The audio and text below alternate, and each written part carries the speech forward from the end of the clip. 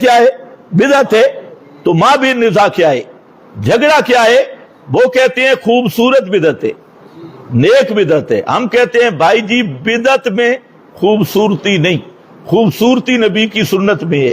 हुस्न लक़द कान लकुम फी रसूलिल्लाह है उस्वतुन हसना। एक दूसरा हम कहते हैं दीन मुकम्मल है। आपको किसने इख्तियार दिया है शरीयत साजी का और दीन में एक नई चप्पर लगाने का और एक नए त्योहार इजाद करने का? ये आपको इख्तियार किसने दिया है? इसका मतलब वो सारे फतवे आएंगे जो इमाम शातिबी ने लिखे हैं या अम लहुम शुरका वाली आयत में मौजूद है। तो इसलिए अब मैंने सिर्फ इतना साबित करना है दो चीजें कि इस अमर पे चार मुसल्लमा हकायक हैं और चौथी हकीकत जो है वो ये है कि हम भी कहते हैं ये बिदअत है और बरेलर भी कहते हैं ये क्या है, बिदअत है। मिलादी भी कहता है ये बिदअत है। फर्क क्या है? वो कहते हैं बिदअत हसना, हम कहते हैं बिदअत में हुस्न नहीं है। हुस्न पैगंबर की सुन्नत में है, पैगंबर की असल निस्बत इत्तिबा में, ये इसमें हुस्न है। तो यहां ये नुक्ता इख्तिलाफी बन गया। अब जो है बाज अवामुन्नास के लिए शायद वो मेरी इस बात से नाराज हूं कि इन्होंने बिदअत कह दिया है तो, और हमारे मौलवी तो जिब्रील से डंडियां लगवा रहे हैं और ऐते पढ़ पढ़ के गला फाड़ते हैं। ये मेरे पास है रसाइल मिलादुन नबी, ये रसाइल मिलादुन नबी। इसमें सलाहुद्दीन सईदी की तरतीब है और इसमें कई मकाम पे मुख्तलिफ रसाइल जमा है।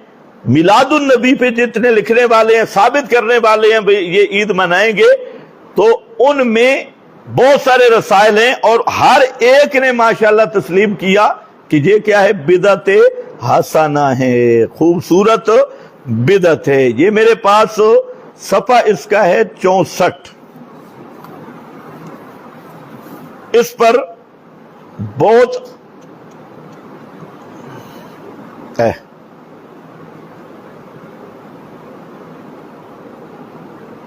दलील भी इनकी देता हूं। दर्ज झैल आइम्मा उम्मत ने महफिल मिलाद को बिदअत हसना कहा है, बिदअत हसना।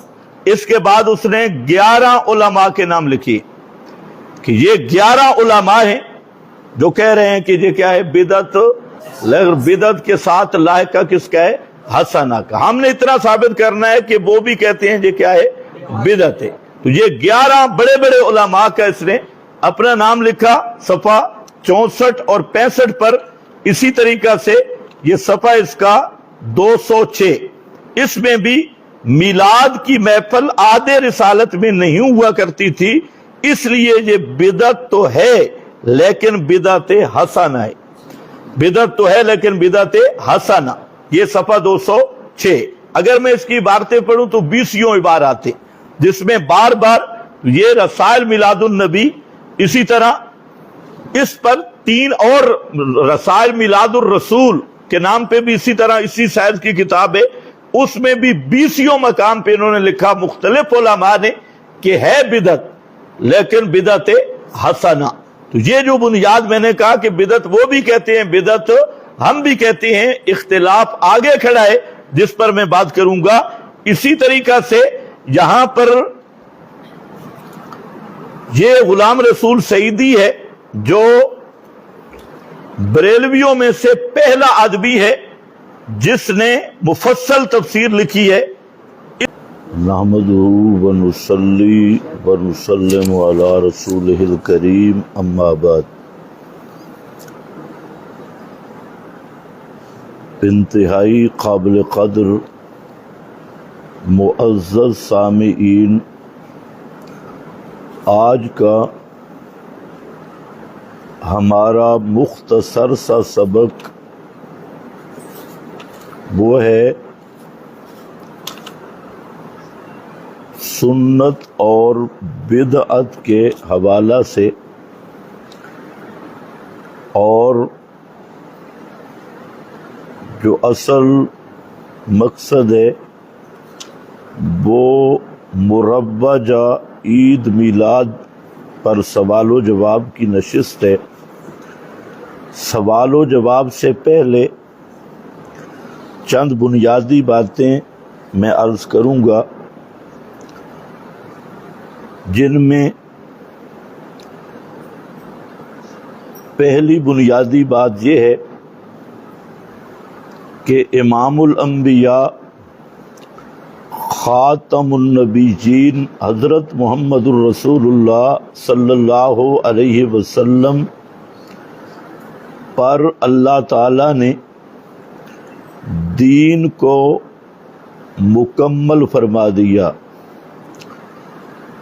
اور نبی مکرم صلی اللہ علیہ وسلم نے خود اس چیز کا اعلان کر دیا کہ دین محمدی مکمل ہو چکا ہے۔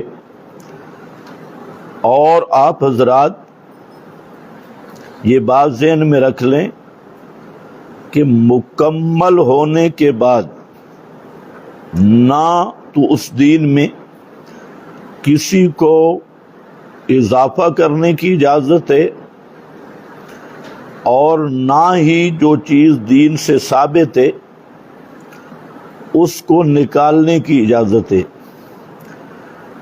تو بنیادی ضابطہ اور قانون یہی ہے، اور بنیادی مسئلہ کہ اللہ تعالیٰ نے محمد الرسول اللہ صلی اللہ علیہ وسلم پر دین کو مکمل فرما دیا، اور اکمال یا کمال کا مطلب ہی یہ ہے کہ اب اس میں کسی قسم کی زیادتی نہیں ہو سکتی اور کمی بھی نہیں ہو سکتی۔ زیادتی کا نام بدعت ہے اور کمی کا نام الحاد ہے۔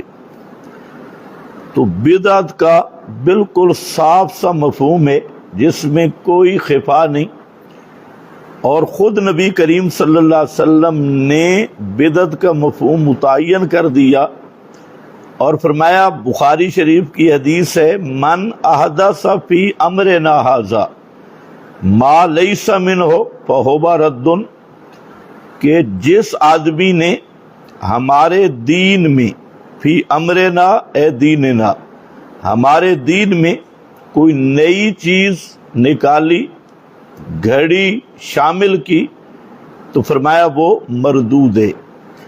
تو دین نام ہے ما علیہ النبی و اصحابہ کا، جس پر پیغمبر کریم اور پیغمبر کے صحابہ موجود تھے، اور بدعت نام ہے احداث فی الدین کا، دین کے اندر نئی چپر لگانا اور زیادتی کرنا۔ تو اب اس پر یہ میرے سامنے سورۃ المائدہ ہے اور آیت نمبر 3 ہے۔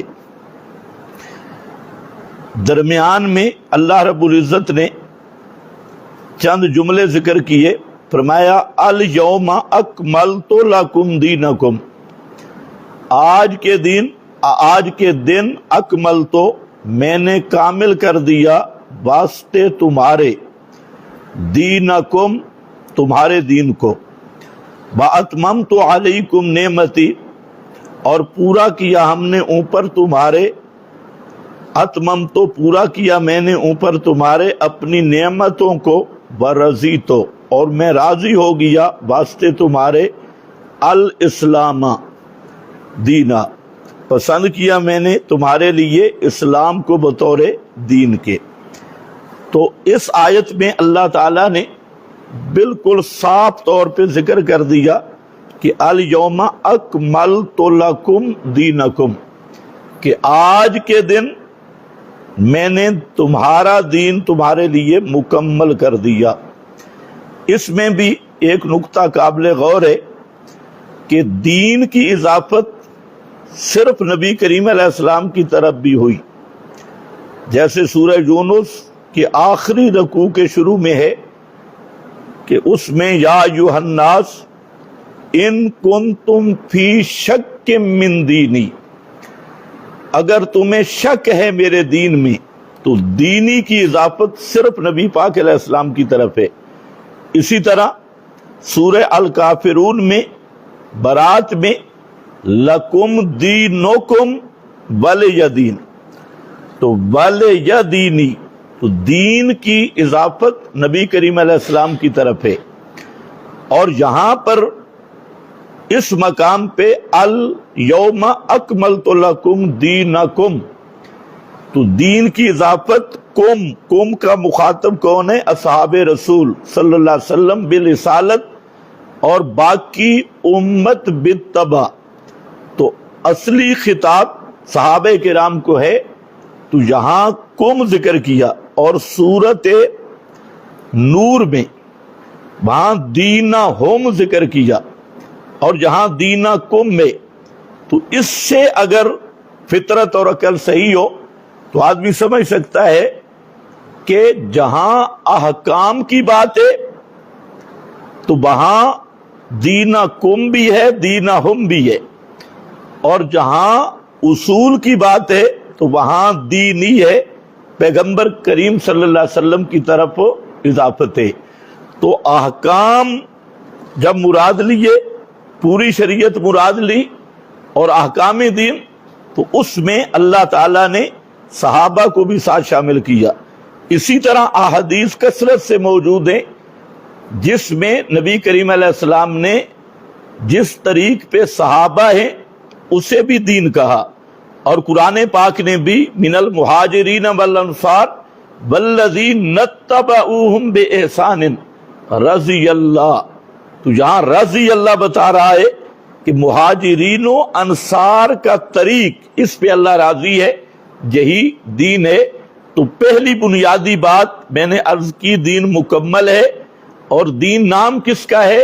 ما علیہ النبی و اصحابہ، جس پر پیغمبر کریم اور پیغمبر کے صحابہ تھے، اس کا نام دین ہے۔ کتاب و سنت سے یہی بنیاد منصوص ہے۔ اسی طرح جب آپ نے 73 فرقوں کا ذکر کیا، جن میں آپ نے ذکر کیا کہ 72 جہنم میں جائیں گے، تو وہ 72 کون ہوں گے؟ وہ سب اہل بدعت، وہ جہنم میں جائیں گے، اور ایک جماعت جنت میں جائے گی۔ تو وہاں پر بھی آپ نے معیار کیا مقرر کیا؟ ما آنا علیہ و اصحابی، جو میرے اور میرے صحابہ کے طریق پہ ہوگا۔ تو یہ بنیاد ذہن میں رکھنا ضروری ہے۔ بہت سارے لوگوں کو جہاں دھوکہ لگا ہے کہ دین نام کس چیز کا ہے، دین ہے ما علیہ النبی و اصحابہ، اور بدعت کیا ہے؟ الاحداث فی الدین، دین کے اندر اضافہ کرنا اور زیادتی کرنا، اس کا نام کیا ہے؟ بدعت۔ اور جو ثابت شدہ دین ہے اس میں سے کسی چیز کو کم کرنا، اس کا نام الحاد ہے۔ اتنی موٹی بات کے بعد اب ذرا سمجھے کہ الیوم، یہ کون سا الیوم ہے؟ یہ آخری حج ہے، اور عصر کا وقت ہے، نبی کریم علیہ السلام کی آخری حج، اور آپ صلی اللہ علیہ وسلم کے پر یہ آیت آ رہی ہے، اور آپ کے سامنے ہزاروں صحابہ موجود ہیں، اور آپ صلی اللہ علیہ وسلم نے اس کا اعلان بھی کر دیا، جمعہ کا وقت ہے، آخری حج ہے، اور میدان عرفات ہے، اور عصر کا وقت ہے، دن کا ٹائم بھی آخری ہے، نبی بھی آخری ہے، اور یہ اعلان بھی آخری ہے، اور یہ اعلان ہو گیا الیوم اکملت لکم دینکم۔ اب اس پر بہت ساری احادیث جن میں صراحتاً موجود ہے کہ نبی کریم صلی اللہ علیہ وسلم نے ہدایت کے مضامین سب بیان کر دیے، جس میں بعض احادیث میں آ رہا ہے کہ ما ترکت من شیء یقربکم الی الجنہ الا وقد حدثتکم بہ ولا ترکت من شیء یبعدکم عن النار الا وقد حدثتکم بہ وترکتکم علی البیضاء لیلھا کنہارھا۔ فرمایا کہ ما ترکت من شیء، کوئی ایک چیز بھی میں نے ایسی نہیں چھوڑی، یقربکم الی الجنہ، جو تمہیں جنت کے قریب کرنے والی تھی، जन्नत के कुर्ब के आमाल में से एक चीज भी मैंने तर्क नहीं की, इल्ला बक़द हद्दस्तुकुम, मगर मैंने उस चीज को बयान कर दिया है, बला तरक्तु मिन शैइन, और कोई एक चीज भी मैंने नहीं छोड़ी, युबइदुकुम अनिन नार, जो आग से दूर करने वाली थी तुम्हें, इल्ला बक़द हद्दस्तुकुम, मगर मैंने वो चीज तुम्हें बयान कर दी। अब ये हदीस भी देखें और ये आयत भी देखें। इस हदीस का खुलासा ये है कि नबी मुकर्रम सल्लल्लाहु अलैहि वसल्लम फरमाते हैं कि एक चीज भी ऐसी नहीं जो मैंने तर्क की हो, और कैसी चीज जो तुम्हें जन्नत के करीब करने वाली है, मैंने सब कुछ बयान कर दिया, और जहन्नम से जो दूर करने वाले आमाल थे वो भी मैंने सारे बयान किए हैं, दोनों में से कोई चीज मैंने नहीं छोड़ी। तो इसी पर फरमाते हैं तमाम उलमा का इजमाई नजरिया है, इमाम शातिबी ने इसी को बयान करते हुए जिक्र किया, सबता अन्नन नबी सल्लल्लाहु अलैहि वसल्लम लम यमुत हत्ता अता बेबयान जमीए मा युहताजु इलैहि फी अम्र दीन, पैगंबर करीम दुनिया से तशरीफ नहीं ले गए, आप पर मौत नहीं आई कि आपने पूरा दीन बयान किया, और जो चीजें भी दीन में मोहताजी थी जिन चीजों की, सब आपने बयान किया, मा युहताजु इलैहि फी अम्र दीन। और फरमाते हैं बहाजा ला मुखालिफ अलैहि मिन अहल सुन्ना, अहल सुन्नत में से कोई आदमी भी इस चीज का मुखालिफ नहीं। फ़इज़ा काना कज़ालिक, जब ये बात मुकम्मल है कि पैगंबर करीम पे दीन मुकम्मल हुआ और पैगंबर करीम ने पूरा दीन बयान किया है, और पैगंबर करीम ने दीन में कोई कमी नहीं छोड़ी बयान करने में, ये अहल सुन्नत का अकीदा है और अहल सुन्नत मुत्तफिक हैं। तो फरमाती हैं फ़इज़ा काना कज़ालिका फल मुब्तदिउ इन्नमा महसूल कौलिही बिलिसान हालिही और मकालिही इन शरीयत लम यकमुल। फरमाते हैं कि जो बिदती आदमी है और मुब्तदे, बिदती वो ये दावा कर रहा है, चाहे वो जुबान से कहे या न कहे, अपने हाल और मकाल से ये साबित करना चाहता है कि शरीयत मुकम्मल नहीं हुई, इसलिए मैं अपनी तरफ से लायके लगाकर शरीयत को मुकम्मल कर रहा हूं। क्योंकि आप अंदाजा करें, जब पूरा दीन मुकम्मल हुआ और पैगंबर ने पूरा दीन बयान किया, तो अब बिदती क्या साबित करना चाहते हैं? बिदती हजार दावा करे इसके रसूल का, लेकिन वो आपकी नबूवत का मुनकर है और आप पर वही के इनकिता का मुनकर है। वो ये साबित करना चाहता है अपनी लिसान जुबान से या हाल से या कौल से कि पैगंबर करीम ने या शरीयत बयान नहीं की पूरी, या शरीयत मुकम्मल हुई नहीं। ये होता है बिदती का दावा। तो फरमाते हैं कि अन्नहु बकिया मिनहा अशिया याजिबु और युस्तहब, कहते हैं कि बिदती ये साबित करना चाहते हैं कि कुछ चीजें बाकी थी, वाजिब या मुस्तहब, जिसको मैं पूरा कर रहा हूं और पैगंबर करीम ने उसको बयान नहीं किया। लिअन्नहु लौ काना मुअतकिदन लिकमालिहा व तमामिहा मिन कुल्li वजहिन लम यब्तदि। फरमाते हैं कि अगर बिदती का ये अकीदा होता कि शरीयत हर तरह मुकम्मल है, तो वो कभी बिदत न करता। तो बिदती आदमी बिदत करते ही तब है कि उसका पैगंबर करीम की शरीयत पे ईमान नहीं है, वो प्यारे पैगंबर की शरीयत को मुकम्मल नहीं समझ रहा। तो इसी पर आगे इमाम मालिक रहमहुल्लाह का कौल जिक्र करते हुए फरमाते हैं कि मनिब्तदा फिल इस्लाम बिदअतन यराहा हसना, जो आदमी इस्लाम के अंदर बिदत गढ़े और फिर ऊपर से दावा करे कि ये क्या है जनाब, बिदत हसना, सोनी बिदत, बिदत हसना सोनी खूबसूरत बिदत है, खेस्ता बिदत है। मनिब्तदा फिल इस्लाम बिदा यराहा हसना, فقط زعم ان محمدن خان الرسالۃ، اس ظالم نے یہ ثابت کرنے کی کوشش کی کہ محمد الرسول اللہ صلی اللہ علیہ وسلم نے رسالت میں خیانت کی ہے۔ آپ اندازہ کر لیں کہ رسول اللہ نے رسالت میں معاذ اللہ خیانت کی کہ یہ دین تھا اور آپ نے امت تک نہیں پہنچایا، تو بدعتی نبی کو خائن سمجھتا ہے، کہتا ہے میں عاشق رسول ہوں، لیکن ہر بدعتی پیغمبر کریم کو کیا سمجھ رہا ہے؟ خائن، خیانت کرنے والا معاذ اللہ۔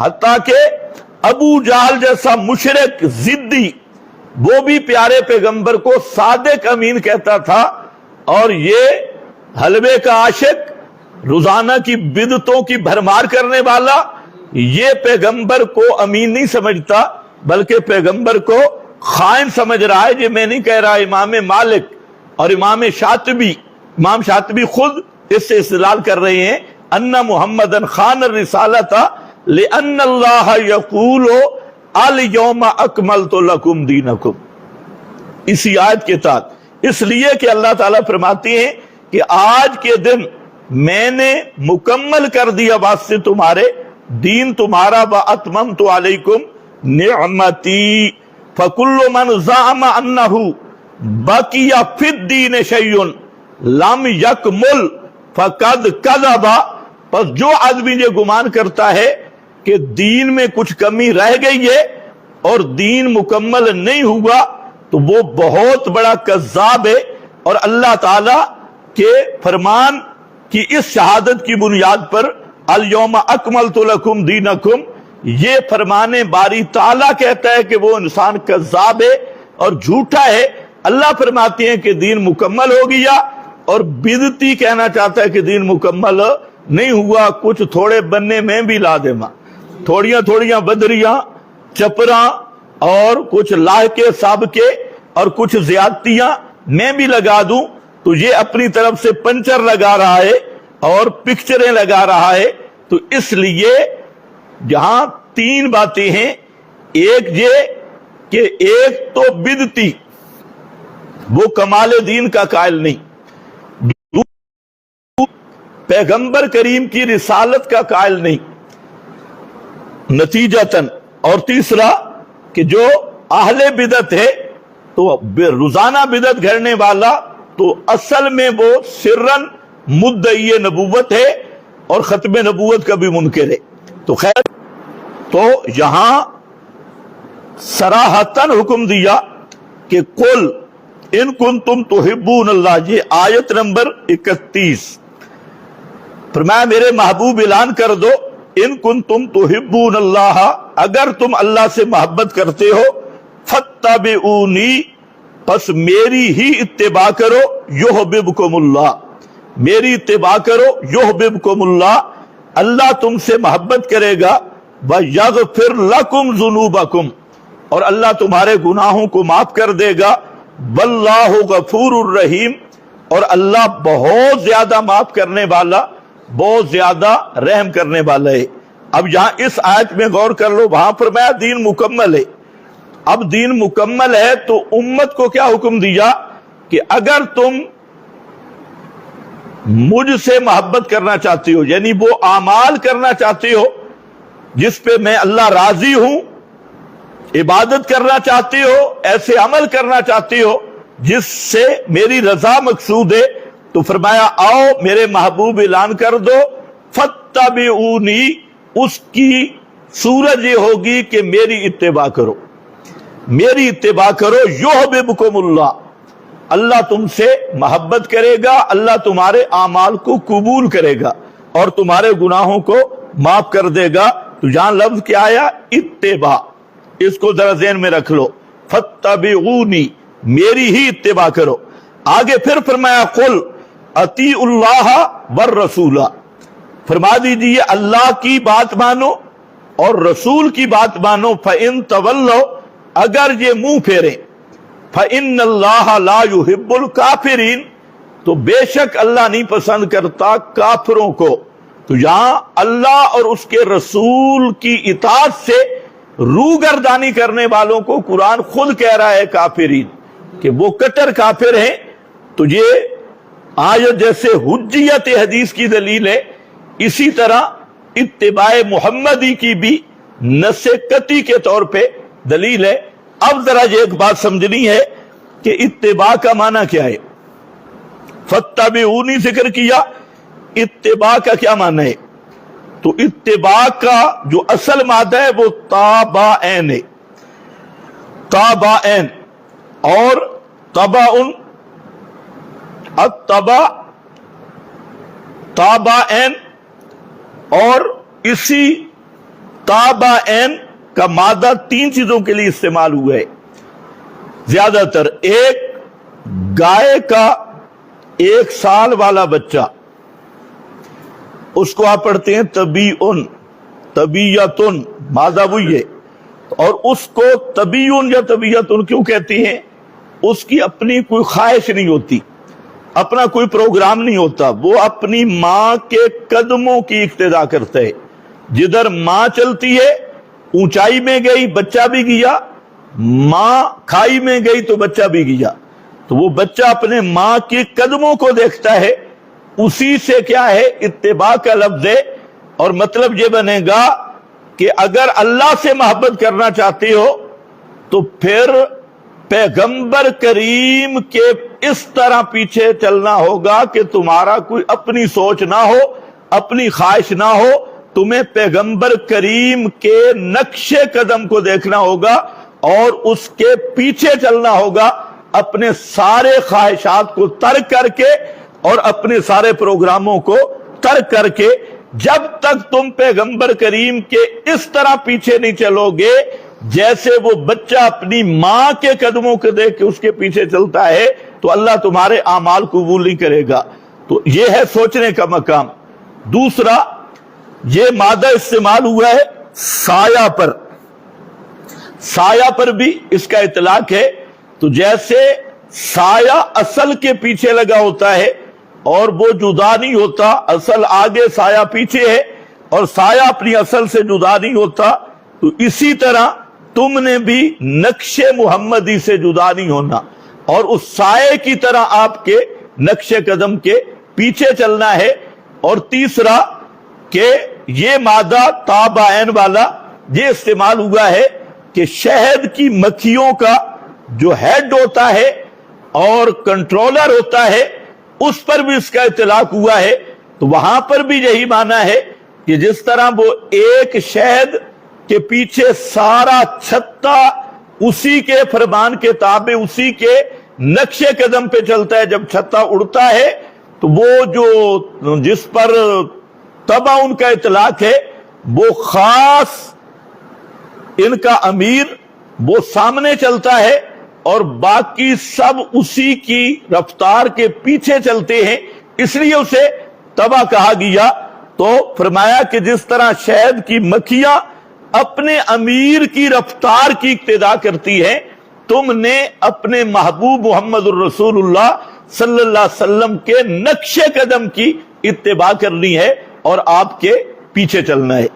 دوسری بات اتباع میں ذرا سمجھو، وہ یہ ہے کہ اتباع قول میں بھی ہے، جو کہیں وہ مانو، اور اتباع فعل میں بھی ہے، اور اتباع ترک میں بھی ہے۔ آپ نے جو کام کیا اس کو کرنا اتباع ہے، اور جو کام آپ نے نہیں کیا اس کا نہ کرنا اتباع ہے۔ اور یہ وہ اہم نقطہ ہے جس سے اہل بدعت محروم ہے، اور اسی لیے وہ دین میں ہر روز نئے نئے کام شروع کیے ہوئے ہیں۔ تو اتباع کے اندر راز ہی یہ ہے کہ جو آپ نے کیا تو اس کرنے میں اتباع ہے، جو ترک کیا تو ترک کرنے میں بھی اتباع ہے۔ اب یہ جو بات میں نے کی ہے اس کو پیر کرم شاہ الازہری نے بڑے اچھے انداز میں اس کو تسلیم کیا۔ یہ میرے پاس ہے پیر کرم شاہ کے مقالات، اور پیر کرم شاہ نے اس کو بہت خوب انداز میں بیان کیا۔ اور اصل میں امام ابو الحسن العامدی یہ بڑے امام ہیں، اور ان کی کتاب ہے الاحکام فی اصول الاحکام۔ تو الاحکام فی اصول الاحکام یہ امام عامدی کی کتاب، اس پر پیر کرم شاہ ان کے حوالے سے یہاں پر بات کرتے ہوئے لکھتے ہیں کہ مطابات کبھی کسی کے قول کی ہوتی ہے اور کبھی کسی کے فعل اور ترک کی، فعل اور ترک کی، یہ ہے عبارت پیر کرم شاہ جو بیان کر رہے ہیں۔ کسی کے قول کی اتباع کا تو معنی یہ ہے کہ اپنے متبوع کی اس طرح برداری کی جائے جس طرح اس کے قول کا تقاضا ہو، اور کسی کے فعل کی اتباع کا معنی یہ ہے کہ اس فعل کو اس طرح کیا جائے جس طرح وہ کرتا ہے، اور اس لیے کیا جائے کیونکہ وہ کرتا ہے۔ تو یہاں پیر کرم شاہ نے اصولی طور پر صفحہ 131 مقالات جلد 1 کا، اس میں انہوں نے یہ تسلیم کیا ہے کہ اما المطابعۃ فقط تکون فی القول وقد تکون فی الفعل والترک، کہ جو آپ نے کیا وہ کرنا آپ کی اتباع ہے، اور جو آپ نے چھوڑا ہے تو وہ چھوڑنا آپ کی اتباع ہے۔ یہی بات ملا علی قاری نے مشکات کی شرح مرکات میں بڑی تفصیل کے ساتھ بیان کی، اور یہی بات پیر کرم شاہ نے ضیاء النبی وغیرہ میں بھی بیان کی، اور یہی اصولی نقطہ یہ غلام رسول سعیدی ان کی شرح مسلم، اس میں انہوں نے بڑی بحث کرتے ہوئے شرح مسلم کی دوسری جلد میں علامہ غلام رسول سعیدی نے اسی ضابطہ کو بہترین انداز میں بیان کیا، اور اس کو تسلیم کیا ہے کہ باوجود محرک کے اور معنی کے نہ ہونے کے جو کام رسول اللہ صلی اللہ علیہ وسلم نے نہیں کیا، اس کا سبب موجود تھا اور اس سے کوئی چیز معنی نہیں تھی، اور آپ صلی اللہ علیہ وسلم نے وہ کام نہیں کیا تو اس کا کرنا بالکل جائز نہیں ہے۔ یہ غلام رسول سعیدی کی شرح مسلم میں انہوں نے پوری اس چیز پہ بحث کی، عنوان قائم کیا اور بہت ہی لمبی بحث کی۔ تو بہرحال یہ جو بنیادی ضابطہ ہے اس میں انہوں نے پھر آگے مثالیں بھی دی۔ جس فعل کو رسول اللہ صلی اللہ علیہ وسلم نے ہمیشہ ترک کیا، یہ عنوان ہے، اس پر غلام رسول سعیدی نے یہاں لکھا ہے، یہ صفحہ نمبر 545 ہے، اس میں کہتا ہے کہ صحیح قاعدہ یہ ہے کہ جس خاص عبادت کے کرنے کا محرک ہو اور اس کے کرنے سے کوئی معنی نہ ہو، اس کے باوجود رسول اللہ صلی اللہ علیہ وسلم نے وہ کام قصداً ترک کیا ہو تو وہ کام کرنا یقیناً ناجائز اور بدعت ہے، ناجائز اور بدعت ہے۔ تو اس نے بھی یہی تسلیم کیا، اور ملا علی قاری نے بھی یہی، علامہ آمدی اور پیر کرم شاہ نے بھی کیا۔ تو اب یہ آیت جو ہے یہ تمام ان اعتراضات کا بھی جواب ہو گیا کہ جو اہل بدعت مولویوں نے عوام کو پڑھائے ہوئے ہیں کہ بدعتیں کرتے جاؤ، کوئی پوچھے تو کہو منع دکھاؤ، منع دکھاؤ۔ تو یہ آیت ہر بدعت سے روک رہی ہے۔ فَاتَّبِعُونِی، اسی آیت کا امر موجود ہے کہ پیغمبر نے جو کیا اس کو کرو، اور پیغمبر کریم نے جو چھوڑا اس کو چھوڑو، وہ نہ کرو۔ تو اس سے بڑی بھی کوئی منع ہو سکتی ہے؟ تو یہ ضابطہ اپنے ذہنوں میں بٹھا لو۔ تو بہرحال الیوم اکملت لکم دینکم، دین مکمل ہو گیا۔ اب ہماری ذمہ داری کیا ہے؟ دین کی اتباع، ہم نے پیچھے چلنا ہے۔ تیسری بات جو میں نے عرض کرنی تھی کہ ایک اطاعت ہے، ایک اتباع ہے، اس میں تھوڑا سا فرق ہے کہ اطاعت اور اتباع فرق کیا ہے کہ ایک مثال کے طور پہ آپ مکان بنانا چاہتی اور مکان کا پہلے نقشہ بناتی، اور پھر آپ کسی کو کہتے ہیں کہ اس نقشے کے مطابق مکان بنا، اس نقشہ جیسے نقشہ ہے اس کے مطابق عمارت کھڑی کر، اور وہ معمار آپ کے بتلائے ہوئے نقشے کے مطابق عمارت بناتا ہے، تو اس کا نام کیا ہے؟ اتباع۔ اور اگر نقشہ نہیں، قولاً کسی کو حکم دیتا ہے یہ کام کر، تو یہ ہے اطاعت۔ تو اتباع کے لیے نقشہ اور آئیڈیل کا ہونا ضروری ہے، اور اطاعت کے لیے ضروری نہیں، وہ قول کا ماننا، بات کا ماننا، وہ بھی اس لیے جہاں فاتبعونی بھی آیا اور آگے اطیعوا اللہ والرسول بھی آیا۔ تو اللہ تعالیٰ کے لیے آپ کو قرآن پاک میں کہیں نہیں ملے گا کہ اتبعوا اللہ، اللہ کی اتباع کرو، پورے قرآن میں نہیں۔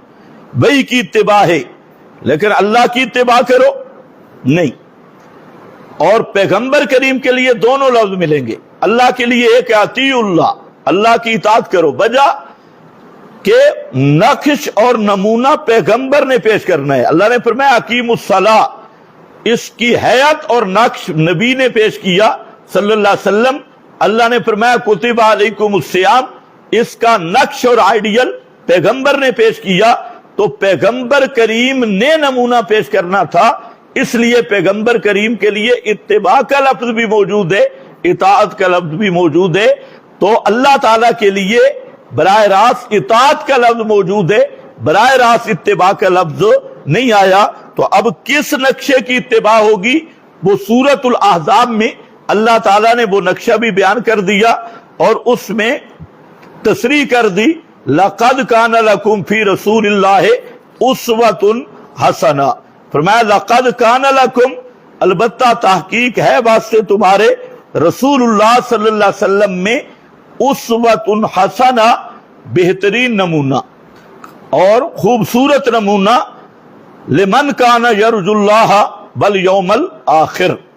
تو یہاں لقد کان لکم فی رسول اللہ اسوۃ حسنہ پر امام ابن کثیر رحمہ اللہ فرماتے ہیں ہذہ الآیۃ الکریمہ اصل کبیر فی التعسی برسول اللہ صلی اللہ علیہ وسلم فی اقوالہ و افعالہ و اعمالہ، یہ آیت پیغمبر کریم کی اتباع کرنے میں سب سے بڑی دلیل ہے۔ آپ کے اقوال میں بھی، افعال میں بھی، احوال میں بھی نبی کریم علیہ السلام کی اتباع اور آپ کے نقش قدم پر چلنے کی بڑی دلیل ہے۔ اس پر بے شمار دلائل پیش کیے جا سکتے ہیں کہ اللہ تعالیٰ نے اس آیت میں بھی ہر قسم کی بدعت کا رد کر دیا، جیسے فاتبعونی میں ہر قسم کی بدعت کا رد ہے، یہاں پر بھی ہر قسم کی بدعت کا رد کر دیا اور فرمایا کہ حسن وہ تمہارے نبی کے طریقہ میں ہے، پیغمبر کریم کے طریقہ میں حسن ہے، پیغمبر کے طریقہ کے علاوہ آپ کو کہیں حسن نہیں مل سکتا۔ تو اسی پر یہاں بخاری شریف میں واقع ہے کہ صحابی کہتا ہے کہ میں نے، شاگرد کہتے ہیں میں نے حضرت عمر بن خطاب کے ساتھ طواف کیا اور جب رکن ثالث کے قریب سے گزرا جو دروازے کے ساتھ ہے تو میں نے اپنا ہاتھ اٹھایا استلام کرنے کے لیے، اشارہ کرنے کے لیے۔ یہ بات سمجھنے والی ہے کہ تیسرا رکن جو تھا رکن ثالث، تو یہ آدمی کہتا ہے کہ میں نے ہاتھ اوپر کیا کس کے لیے کہ اس کو سلام کرو، استلام کروں، تو استلام کے لیے فقال اما طفت مع رسول اللہ صلی اللہ علیہ وسلم، تو فرمایا کیا تو نے پیغمبر کے ساتھ طواف نہیں کیا؟ قلت بلا، میں نے کہا کیوں نہیں، میں نے طواف کیا۔ قال فهل رأيته مستلمه، تو حضرت عمر نے کہا کیا پیغمبر کریم نے بھی اس رکن ثالث کا استلام کیا تھا؟ یہ بات سمجھنے والی۔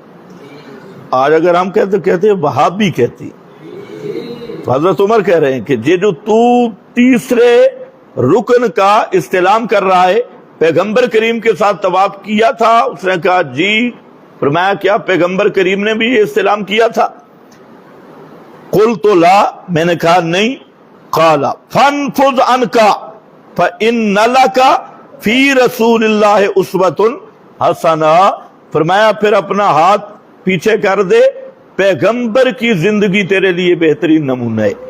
تو حضرت فاروق اعظم کا یہ معنی یہ ہر بدعت کو جڑ سے کاٹ رہا ہے کہ اب کوئی وہاں ہوتا نا بدعتی ذہن والا تو وہ کہتا جی منع دکھاؤ، آپ نے استلام کیا تو نہیں لیکن منع بھی تو نہیں کیا نا، تو منع دکھاؤ۔ نہیں، صحابہ کا ذہن صاف تھا، تو فاروق اعظم نے جب کہا یہ بات کی کہ پیغمبر کریم نے جب نہیں کیا نا تو اپنا ہاتھ پیچھے کر، تو استلام نہیں کرنا. اس لیے دلیل کیا دی؟ لقد کان لکم فی رسول اللہ اسوۃ حسنہ. پیغمبر یہ مسند ابی جعلہ اس میں. اسی طرح بخاری شریف میں حضرت عبداللہ ابن عمر رضی اللہ تعالی عنہ کا واقعہ ہے. حضرت سعید ابن یسار کہتے ہیں کہ میں حضرت عبداللہ ابن عمر کے ساتھ مکہ کے راستے پر تھا، تو سعید کہتا ہے کہ مجھے رات کو ہم سفر کر رہے تھے اور مجھے خطرہ ہوا کہ کہیں صبح ہونے والی ہے، اس لیے میں سواری سے اترا اور میں نے وتر پڑھے. پھر میں حضرت عبداللہ ابن عمر رضی اللہ تعالیٰ عنہ کو ملا تو ابن عمر نے مجھ سے پوچھا اینا کنتا، کہاں تھا تو؟ فقلت خشیت الصبح، میں نے کہا مجھے ڈر لگا کہ صبح ہو جائے گی. فنزلت فاوترت، پس میں اترا سواری سے اور میں نے وتر پڑھے. تو حضرت عبداللہ ابن عمر نے فرمایا الیس لک فی رسول اللہ اسوۃ حسنہ، کیا پیغمبر کی طریق میں تیرے لیے اسوہ حسنہ نہیں؟ فقلت بلا، میں نے کہا کیوں نہیں؟ واللہ قال فإن رسول اللہ صلی اللہ علیہ وسلم کان یوتر علی البعیر. عبداللہ ابن عمر فرماتے ہیں تو سواری سے اتر گیا حالانکہ رسول اللہ صلی اللہ علیہ وسلم اونٹ پہ بیٹھے بیٹھے وتر پڑھتے تھے. تو اتنی تھوڑی سی جو آپ صلی اللہ علیہ وسلم کا طریقہ تھا، تھوڑی سی غفلت پر ابن عمر نے یہی آیت پڑھی لقد کان لکم فی رسول اللہ اسوۃ حسنہ. اس طرح کی اور بھی بہت ساری چیزیں موجود ہیں. خود حضرت عبداللہ ابن عمر رضی اللہ تعالیٰ عنہ کو چھینک آئی تو الحمدللہ کہا، تو مقابل نے کہا جو ساتھ بیٹھا تھا یرحمک اللہ وسلام علی رسول اللہ. تو حضرت عبداللہ ابن عمر ناراض ہو گئے، فرمایا کہ اس طرح اللہ کے رسول نے ہمیں نہیں سکھایا جیسے تو کر رہا ہے. اگر آج کا کوئی بیتی ہوتا تو کہتے خیر صلی اللہ علیہ وسلم ہی کی تسنا، کسی کو گالیاں تو نہیں دی. لیکن یہ صحابہ کا ذہن ہے.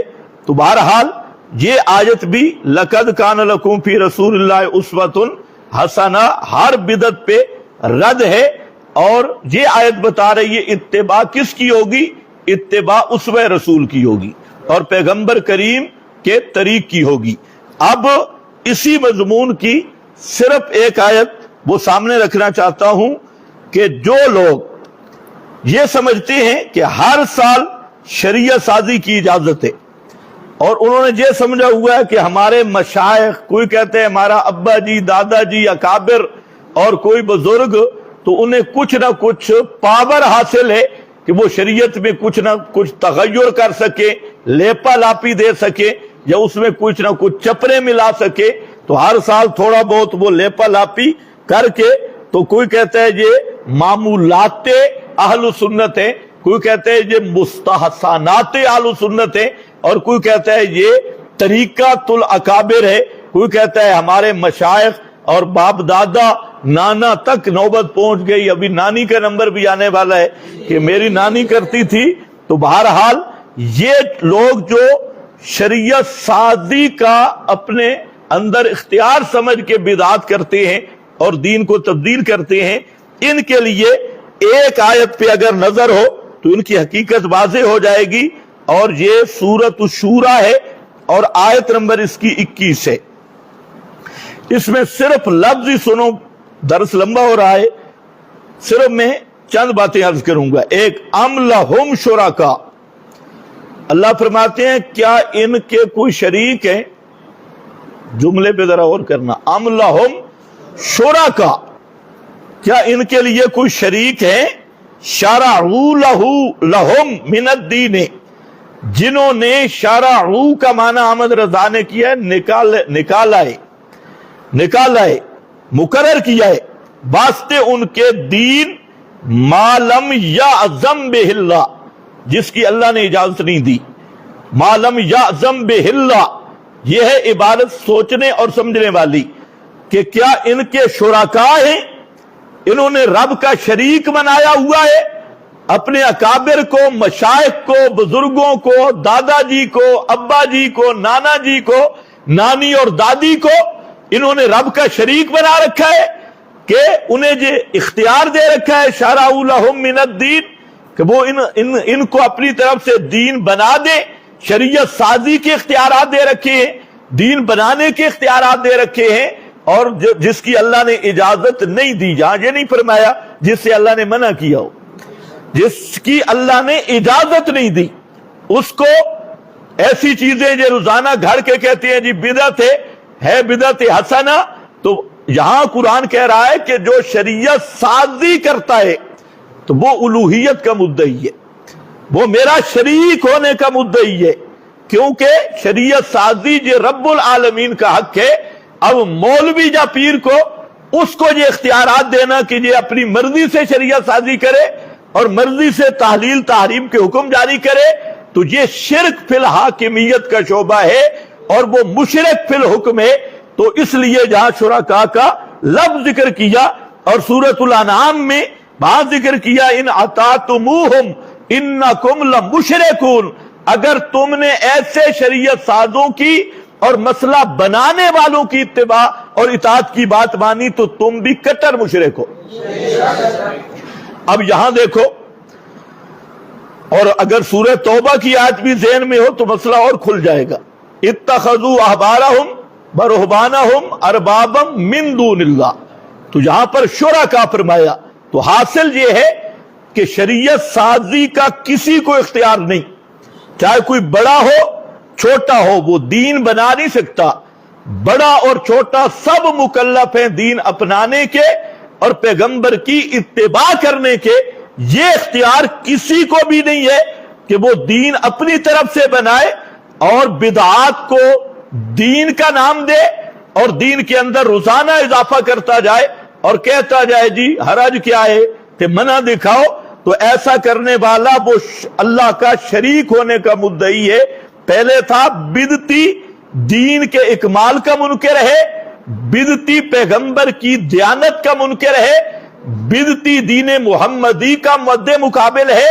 اب آ گیا کہ جو بدعتی ہے یہ اللہ ہونے کا مدعی ہے اور رب کا شریک ہونے کا مدعی ہے، اور اس نے سمجھ رکھا ہے کہ مجھے اجازت ہے روزانہ میں جتنی بدعتیں ایجاد کرتا جاؤں اور اوپر لیبل لگاتا جاؤں، یہ بھی بدعت حسنہ ہے، یہ بھی بدعت حسنہ ہے، یہ بھی فلانی چیز ہے۔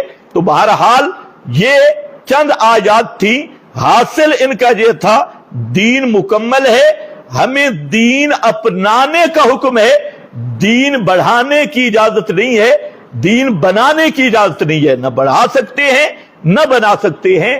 تو اب آؤ، یہ جو ربیع الاول کی 12 ربیع الاول کو ایک عید ایجاد کی گئی، نو ایجاد عید، اس پر چند باتیں سنو۔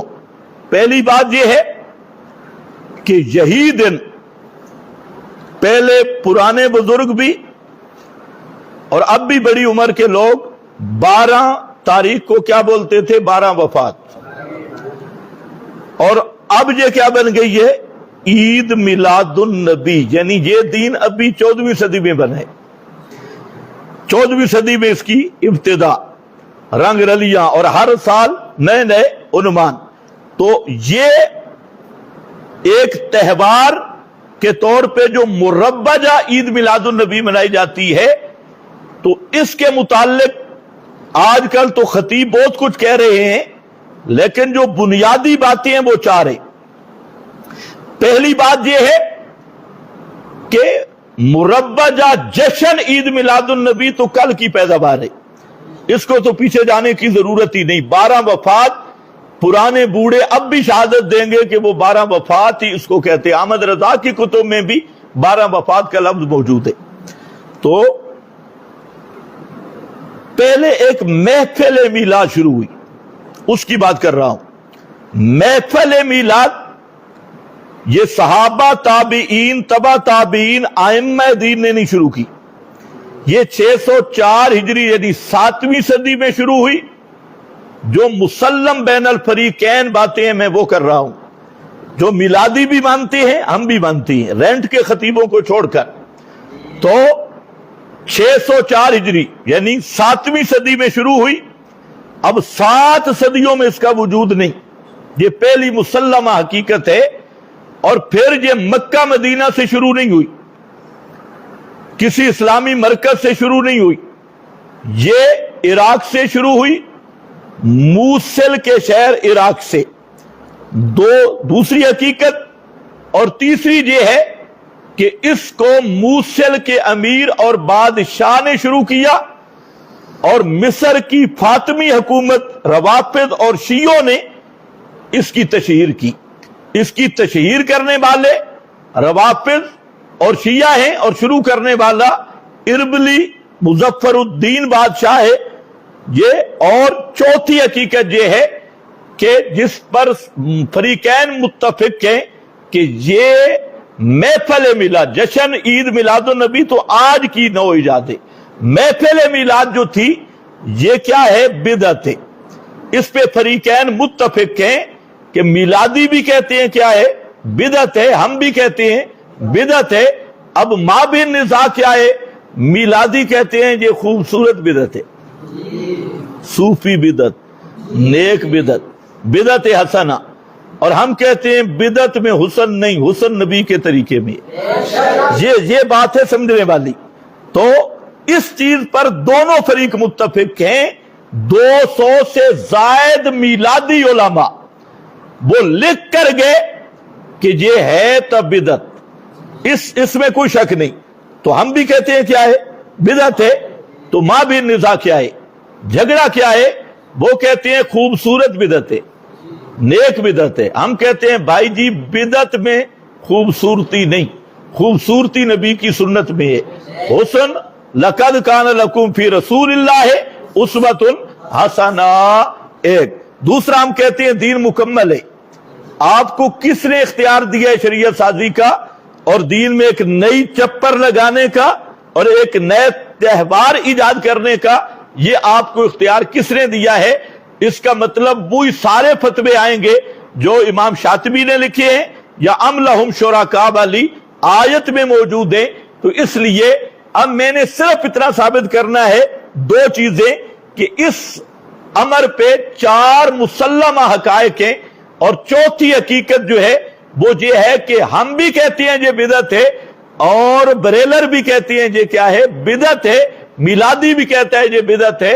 فرق کیا ہے؟ وہ کہتے ہیں بدعت حسنہ، ہم کہتے ہیں بدعت میں حسن نہیں ہے۔ حسن پیغمبر کی سنت میں ہے، پیغمبر کی اصل نسبت اتباع میں، یہ اس میں حسن ہے۔ تو یہاں یہ نقطہ اختلافی بن گیا۔ اب جو ہے بعض عوام الناس کے لیے شاید وہ میری اس بات سے ناراض ہوں کہ انہوں نے بدعت کہہ دیا ہے، تو اور ہمارے مولوی تو جبریل سے ڈنڈیاں لگوا رہے ہیں اور ایتے پڑھ پڑھ کے گلا پھاڑتے ہیں۔ یہ میرے پاس ہے رسائل میلاد النبی، یہ رسائل میلاد النبی، اس میں صلاح الدین سعیدی کی ترتیب ہے، اور اس میں کئی مقام پہ مختلف رسائل جمع ہیں۔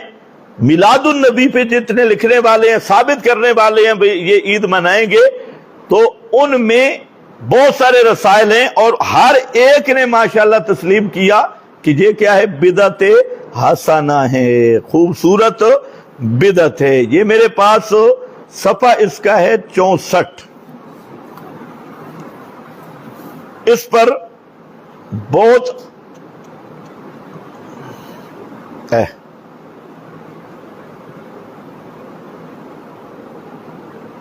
دلیل بھی ان کے دیتا ہوں۔ درج ذیل ائمہ امت نے محفل میلاد کو بدعت حسنہ کہا ہے، بدعت حسنہ۔ اس کے بعد اس نے 11 علماء کے نام لکھے کہ یہ 11 علماء ہیں جو کہہ رہے ہیں کہ یہ کیا ہے؟ بدعت۔ بدعت کے ساتھ لاحقہ کس کا ہے؟ حسنہ کا۔ ہم نے اتنا ثابت کرنا ہے کہ وہ بھی کہتے ہیں یہ کیا ہے؟ بدعت ہے۔ تو یہ 11 بڑے بڑے علماء کا اس نے اپنا نام لکھا صفحہ 64 اور 65 پر۔ اسی طریقہ سے یہ صفحہ اس کا 206، اس میں بھی میلاد کی محفل عہد رسالت میں نہیں ہوا کرتی تھی، اس لیے یہ بدعت تو ہے لیکن بدعت حسنہ ہے، بدعت تو ہے لیکن بدعت حسنہ۔ یہ صفحہ 206۔ اگر میں اس کی عبارتیں پڑھوں تو 20 عبارات ہیں جس میں بار بار یہ رسائل میلاد النبی، اسی طرح اس پر 3 اور رسائل میلاد الرسول کے نام پہ بھی اسی طرح اسی سائز کی کتاب ہے، اس میں بھی 20 مقام پہ انہوں نے لکھا مختلف علماء نے کہ ہے بدعت، لیکن بدعت حسنہ۔ تو یہ جو بنیاد میں نے کہا کہ بدعت وہ بھی کہتے ہیں، بدعت ہم بھی کہتے ہیں، اختلاف آگے کھڑا ہے جس پر میں بات کروں گا۔ اسی طریقہ سے یہاں پر یہ غلام رسول سعیدی ہے جو بریلویوں میں سے پہلا آدمی ہے جس نے مفصل تفسیر لکھی ہے۔ اس سے پہلے بریلویوں میں کوئی مفسر نہیں گزرا، اور اللہ کی شان کہ تفسیر تو بڑی پہلی لکھی گئی غلام رسول سعیدی کی تبیان القرآن، لیکن بریلوی مذہب کے اس نے بیڑا غرق کر کے رکھ دیا، اور بہت ساری باتیں اس نے ایسی کر دی کہ جو یہ قیامت تک دھو نہیں سکتے۔ اب انہوں نے کہا کہ غلام رسول سعیدی تو مسلمان ہی نہیں تھا، اس کے خلاف فتویٰ بازی شروع کر دی۔ یہ جہاں پر کہتے ہیں، میرے پاس جلد یہ سورۃ المائدہ ہے اور 369 صفحے، جلد نمبر 7 ہے، جلد نمبر 3، تو اس میں فرماتے ہیں کہ محفل میلاد کا بدعت حسنہ ہونا، یہ عنوان ہے، بدعت حسنہ ہونا، جس ماہ میں نبی صلی اللہ علیہ وسلم کی ولادت ہوئی اس میں میلاد شریف کو منانا بدعت مستحبہ میں سے ہے، بدعت مستحبہ۔ اس کو ایجاد کرنے والا اربل کا بادشاہ مظفر تھا۔ یہ آگے کہتے ہیں ہمارے زمانہ میں نبی کی ولادت کے دن جو میلاد شریف منایا جاتا ہے اور صدقات اور خیرات کیے جاتے ہیں اور خوشی اور مسرت کا اظہار کیا جاتا ہے، یہ سب سے اچھی اور نیک بدعت ہے، سب سے اچھی اور صوفی بدعت، نیک بدعت ہے، متقی تہجد پڑھنے والی بدعت، نیک بدعت ہے۔ ہاں، تو نیز اس عمل کے ذریعے آگے یہ چلا گیا۔ تو خیر، یہ اسی طرح شرح مسلم میں بھی غلام رسول سعیدی نے اسی بات کو لکھا۔ ضیاء النبی میں پیر کرم شاہ نے، اس نے بھی اسی پر تصدیق کی کہ یہ جو محفل میلاد ہے یہ صحابہ، تابعین، پیغمبر کریم، ان سے بالکل ثابت نہیں ہے، اور یہ کیا ہے؟ بدعت ہے، اور لیکن ہے ذرا اچھی بدعت۔ یہ میرا خیال ہے اس کتاب کے بعد چھوٹے چھوٹے حوالوں کی ضرورت نہیں رہے گی۔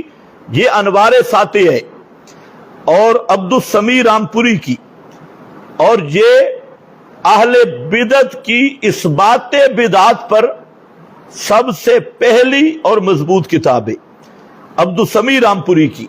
اور پھر اس کتاب کی عظمت اور شان یہ ہے کہ اس پہ اعلیٰ حضرت بریلوی کی بھی تصدیق موجود ہے، اعلیٰ حضرت امام احمد رضا مجدد البدع کی بھی یہاں پر تصدیق موجود ہے، جو خود مجدد البدع ہیں۔ تو اس میں انہوں نے بڑے زبردست انداز میں بیان کیا، اور کہتے ہیں صفحہ نمبر 268 پر فرماتے ہیں محفل میلاد کی ابتدا 604 ہجری میں ہوئی، 604 ہجری یعنی 7ویں صدی۔ آگے کہتے ہیں کہ تینوں زمانوں میں صحابہ، تابعین، تبع تابعین، تینوں زمانے میں ان کا وجود نہیں تھا۔ یہ صفحہ 285 ہے، اور صفحہ 327 پر عبدالسمیع رامپوری لکھتے ہیں کہ یہ بدعت حسنہ ہے، بدعت حسنہ، خوبصورت بدعت ہے۔ اور پھر کہتے ہیں اس پر جو تقریض ہے صفحہ 547 پر احمد رضا خان کی بھی تصدیق موجود ہے۔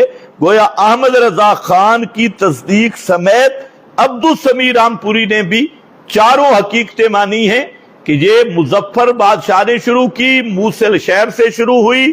یہ صفحہ 227 پر خود اس نے لکھا، اور اس ہے بھی یہ بدعت، لیکن ہے کیا؟ خوبصورت بدعت ہے اور اچھی بدعت ہے۔ تو یہ ساری ان کی لین لگی ہوئی ہے۔ اب یہ فیصلہ ہمارا اور ان کا باب نزاع وہ یہ رہ گیا کہ یہ کہتے ہیں بدعت، یہ بھی مانتے ہیں اور کہتے ہیں کون سی بدعت ہے؟ حسنہ۔ مجھے تعجب ہے ان بریلوی خطباء پر اور مناظرین پر کہ جو دعویٰ کرتے ہیں جی ہم قرآن سے ثابت کریں گے، تو میں کہتا ہوں پھر ان کتابوں کو تنور میں ڈالنا ہوگا۔ یہ جو سارے بزرگ کہہ رہے ہیں بدعت حسنہ وہی ہوتی ہے جس پہ قرآن موجود ہو، جو قرآن کی نصوص سے ثابت اسے بدعت حسنہ کہیں گے۔ تو ہم کہتے ہیں اب دو ہی چیزیں ہیں، یا بابوں کی قربانی دو اور کہو کہ جو سارے باب اجہل تھے انہیں پتہ ہی نہیں تھا، ہم نے قرآن زیادہ سمجھے، تو یا بولو کہ تم جھوٹے اور قرآن کی تحریف کرنے لگے ہو، قرآن مقدس کی آیات کا وہ مفہوم نہیں ہے جو تمہارے بابوں نے بھی نہیں سمجھا اور تمہارے بڑوں نے بھی نہیں سمجھا۔ تو بہرحال اب مسئلہ بالکل آسان ہو گیا عوام الناس کے لیے بھی کہ جب اتفاقی پہلو سامنے آ جائیں تو اب بات صرف اتنی ہے کہ قرآن و سنت سے ہم پوچھیں گے کہ بدعت حسنہ کیا ہوتی ہے۔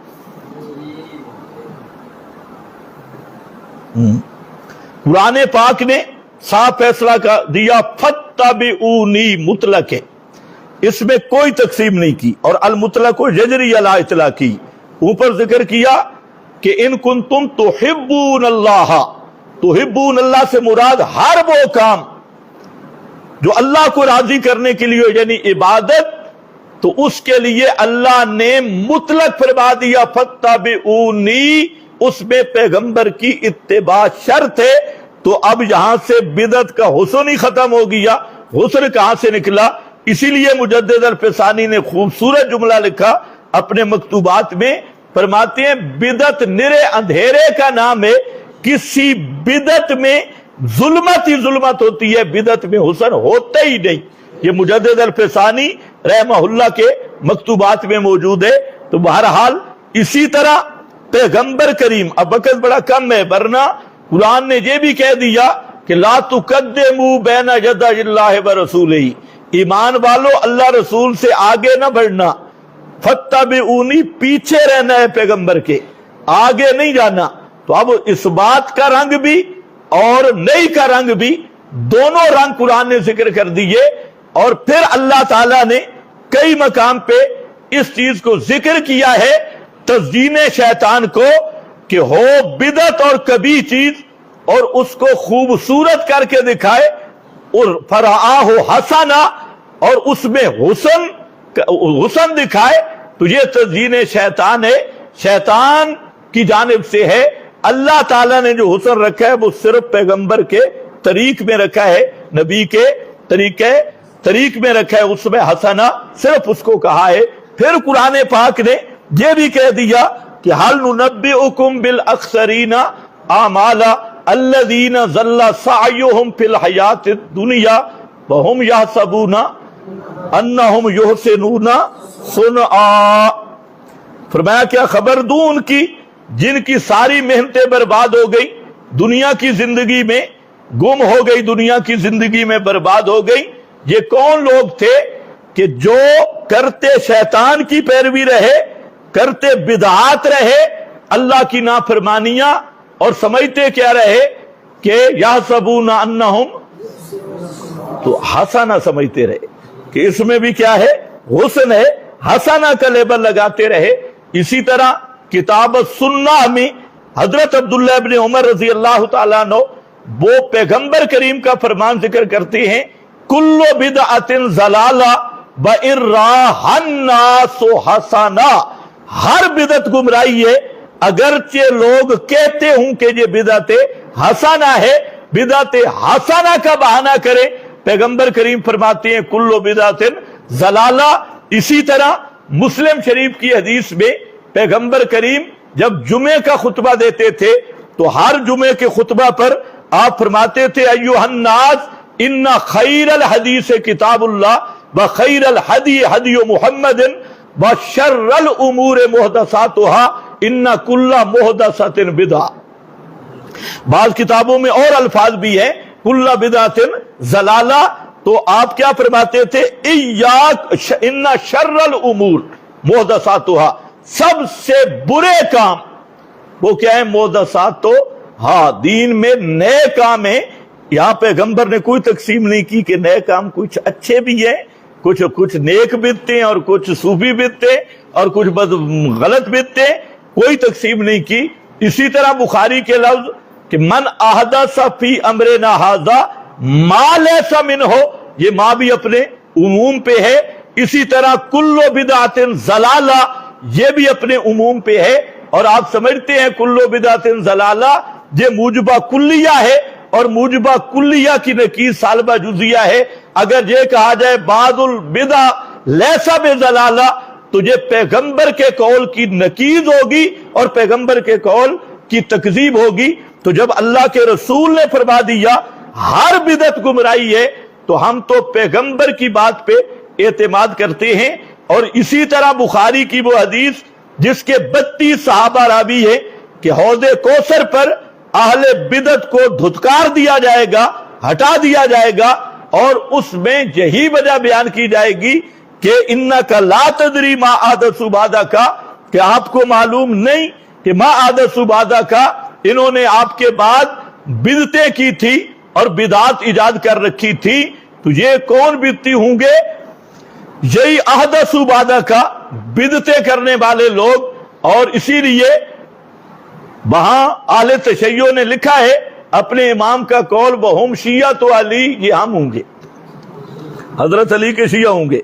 तो खैर जहां अहदसु बादा का, जहां पैगंबर करीम ने ये तकसीम नहीं की, जरा इनसे पूछो ये बिदत हसना आलन कि बुरी आलन, चंगिया चंगिया बिदता करने वाले, हलवे आलिया बिदता, चावल आलिया बिदता, या कुछ माड़िया बिदता, पैगंबर करीम कोई तकसीम नहीं करेंगे। फिर सो कन ले मन गैर आबादी, धुर धुर बेईमानो जिन्होंने मेरे बाद मेरा दीन बदला।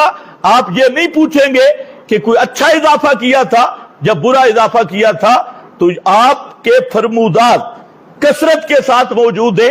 जब आपने नसीहत की अलैकुम बिसुन्नती व सुन्नतिल खुलफाइर राशिदीन अल महदीयीन, आगे आपने क्या फरमाया? व इय्याकुम व मुहदसातिल उमूर, जहां पर भी मुतलक जिक्र किया, मुहदसात ये नहीं चंगिया कड़ लवाए, चंगे चंगे इजाफे बदरियां पाई रखो तो बाकी छोड़ी नहीं। पूरी अहादीस और कुरान में मुतलकन रद है। इसलिए मैं कहता हूं कि हमारे ये दोस्त ये गलती की वजह से अगर जहन्नम के रास्ते पे हैं तो वापस आने की कोशिश करें और इस बात को समझे कि हुस्न पैगंबर के तरीके में है, किसी बिदत में हुस्न नहीं है। इंशाअल्लाह बकिया किस्त फिर भी होगी। अब जो सवाल हैं वो जरा क्या सवाल है बयान करें ताकि उनका जवाब हो जाए।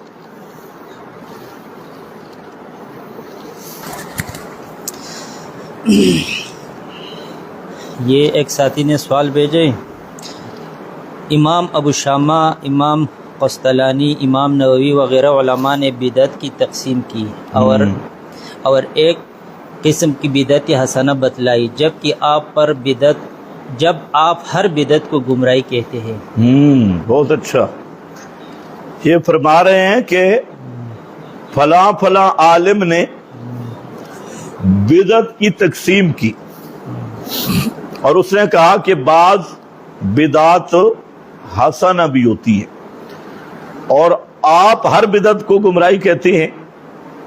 तो मसला ये है कि थोड़ा सा सवाल साइल को भी सवाल में तस्हीह करनी चाहिए कि हम नहीं कह रहे हैं, पैगंबर करीम फरमा रहे हैं।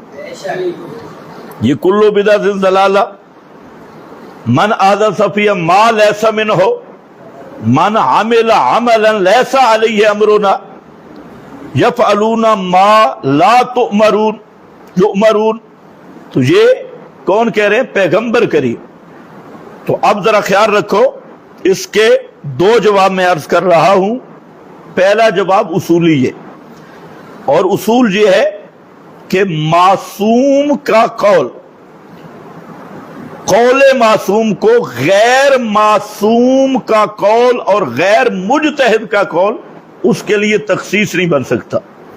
जब पैगंबर करीम ने 12 फरमूदात में कई फरमूदात में फरमा दिया कि हर बिदत गुमराही है और हर गुमराही जहन्नम में ले जाने वाली है, तो अब अबू शामा हो या इमाम नववी हूं या इब्ने हजर हूं, तो ये अजिल्ला अकाबिर یہ نہ مجتہد ہے نہ معصوم ہے، غیر مجتہد ہیں، خود مقلدین ہیں، تو کسی مقلد کا قول تو ویسی شرعی دلیل نہیں، اور پھر پیغمبر کے فرمان کے مقابلہ میں نہ کسی بزرگ کے قول کی حیثیت ہے اور نہ کسی بے بزرگ کے قول کی حیثیت ہے، دونوں کا قول کوئی معتبر نہیں ہے۔ یہ تو ہے اصولی جواب۔ اور اس کی اگر حقیقت کی طرف جائیں تو جن علماء نے یہ جو تقسیم کی ہے بدعت کی کہ بدعت مستحبہ ہوتی ہے، بدعت فلانی ہوتی ہے، تو وہ تصریح کر رہے ہیں کہ بدعت لغوی مراد ہے، لغوی بدعت، اور جو لغت میں بدعت، لغوی بدعت تو بدیع السماوات میں بھی موجود ہے، ما کنت بدعا من الرسل میں بھی موجود ہے۔ تو ہماری بات تو شرعی بدعت کی ہے، پیغمبر کریم بدعت شرعی کو بیان کرنے آئے۔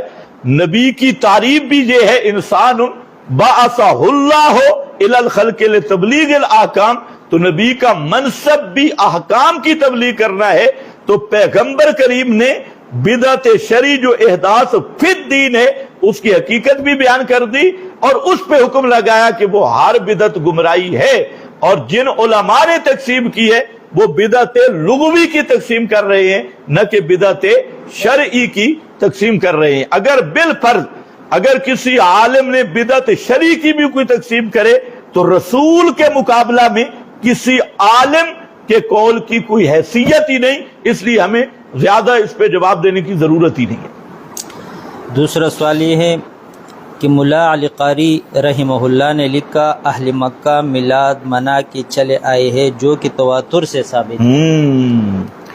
اب ان سے یہ پوچھو کہ پہلے تو یہ بتائیں کہ ملا علی قاری ان کے نزدیک مسلمان بھی ہے جن، کیونکہ ملا علی قاری نے جتنی ضربیں ان کے عقائد پہ لگائی ہیں شاید کسی نے لگائی ہو۔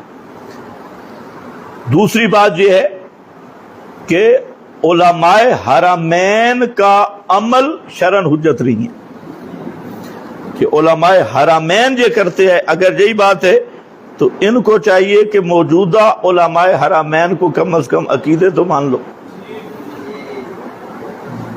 کہتے علماء حرمین، اگر علماء حرمین کا عمل شرعی حجت ہے تو پھر تو انہیں ماننا چاہیے۔ اور احمد رضا خان نے لکھا بھی ہے کہ کامل مرشد وہ ہوتا ہے، بیعت کی شرطیں لکھی احمد رضا نے فتاوی رضویہ میں، ان شرائط میں سے ایک شرط یہ ہے کہ اس کا عقیدہ حرمین کے علماء سے ملتا ہو، تو یہ میلاد تو عمل ہے نا، تو عقیدہ حرمین کے علماء سے ملتا ہو۔ تو بہرحال جو اصل بات یہ ہے، ملا علی قاری نے جو بات کی ہے کہ الاتباع کما یکون فی الفعل یکون فی الترک، اس کا بھی ذرا غور سے پڑھا جائے۔ باقی رہ گیا کسی جگہ کے لوگوں کا عمل، تو یہ شرعی دلیل نہیں ہے۔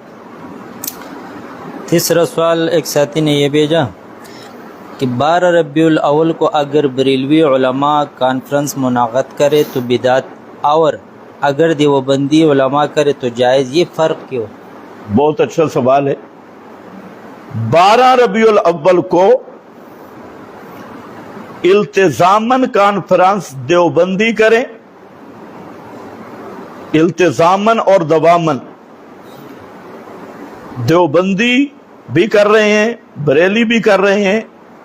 ہم نے الحمدللہ اسی لیے 12 ربیع الاول کی کانفرنس سے ختم کر دی ہے۔ 12 ربیع الاول کی کہیں بھی کانفرنسیں ہیں، جو ساتھی بھی ہم سے ٹائم مانگ رہے ہیں، چونکہ اب انہوں نے کم از کم یہ اس درجے تک پہنچ گئی ہیں یہ کانفرنسیں کہ تشبہ بالمبتدئین کے دائرہ میں داخل ہو چکی ہے، اور یہ 12 کو خاص کر کے پھر اس طرح کا التزام ہے کہ اگر جمعے کے دن 12 ربیع الاول آ گیا تو جمعے کے دن سارے خطباء اپنے جمعے چھوڑ کر سپیشل کانفرنس نہیں چھوڑنی، جمعے چھوڑ جائیں مسجدوں سے لیکن کانفرنس نہیں چھوڑنی، تو دواما ہمیشہ 12 ربیع الاول کے دن ہی جلسہ کو خاص کرنا، اگر نیت نہ بھی ہو تو کم از کم یہ اہل بدعت کے ساتھ تشبہ ہے۔ پیغمبر کریم نے فرمایا ہے من تشبہ بقوم فہو منہم، تو جیسے بدعت سے بچنا ہے، تشبہ بالبدعت سے بچنا ہے، تو میری اپنے मोहतरम उलमाए किराम से भी यही इल्तिमास है कि आप भी खुदा के लिए तौहीद व सुन्नत का नाम लेते हैं तो हर साल एक मकाम पे 12 रबीउल अव्वल मनाना और उस पे इल्तिजाम करना, दवाम करना, और उसमें फिर क्या फर्क रहेगा, जो काम वो करते हैं आप भी करते हैं। तो ये साहिल ने तो अच्छा सवाल किया है, भाई उनमें और इनमें क्या फर्क होगा। तो इसलिए ये फर्क मलहूज रखने के लिए अगर अहयानन कहीं 12 रबीउल अव्वल का जलसा हो जाए तो वो अलग बात है, लेकिन अब बाज़ मकामात पर एक रूटीन बन चुकी है और एक तरीका बन चुका है कि अहले इलाका हर साल 12 रबीउल अव्वल मनाते हैं और कॉन्फ्रेंस भी होती है, चावल भी होते हैं, झंडियां भी होती है, बैनर भी होते हैं, फोटो भी होते हैं, सजावट भी होती है। और ये जो फेल है ये कम अज कम इसका दर्जा ये है कि ये अहले बिदत के साथ मुशाबहत है, इल्तिबास है। इसलिए उलमाए किराम से फिर मैं मिन्नत भी करूंगा और गुजारिश भी करूंगा कि आप इस चीज का अगर करनी है अहयानन करो, दवामन इल्तिजामन एक मकाम को इस तरह मुकर्रर कर लेना, तो ये तशब्बो बिल मुब्तदीन से कम दर्जा हमें नजर नहीं आता।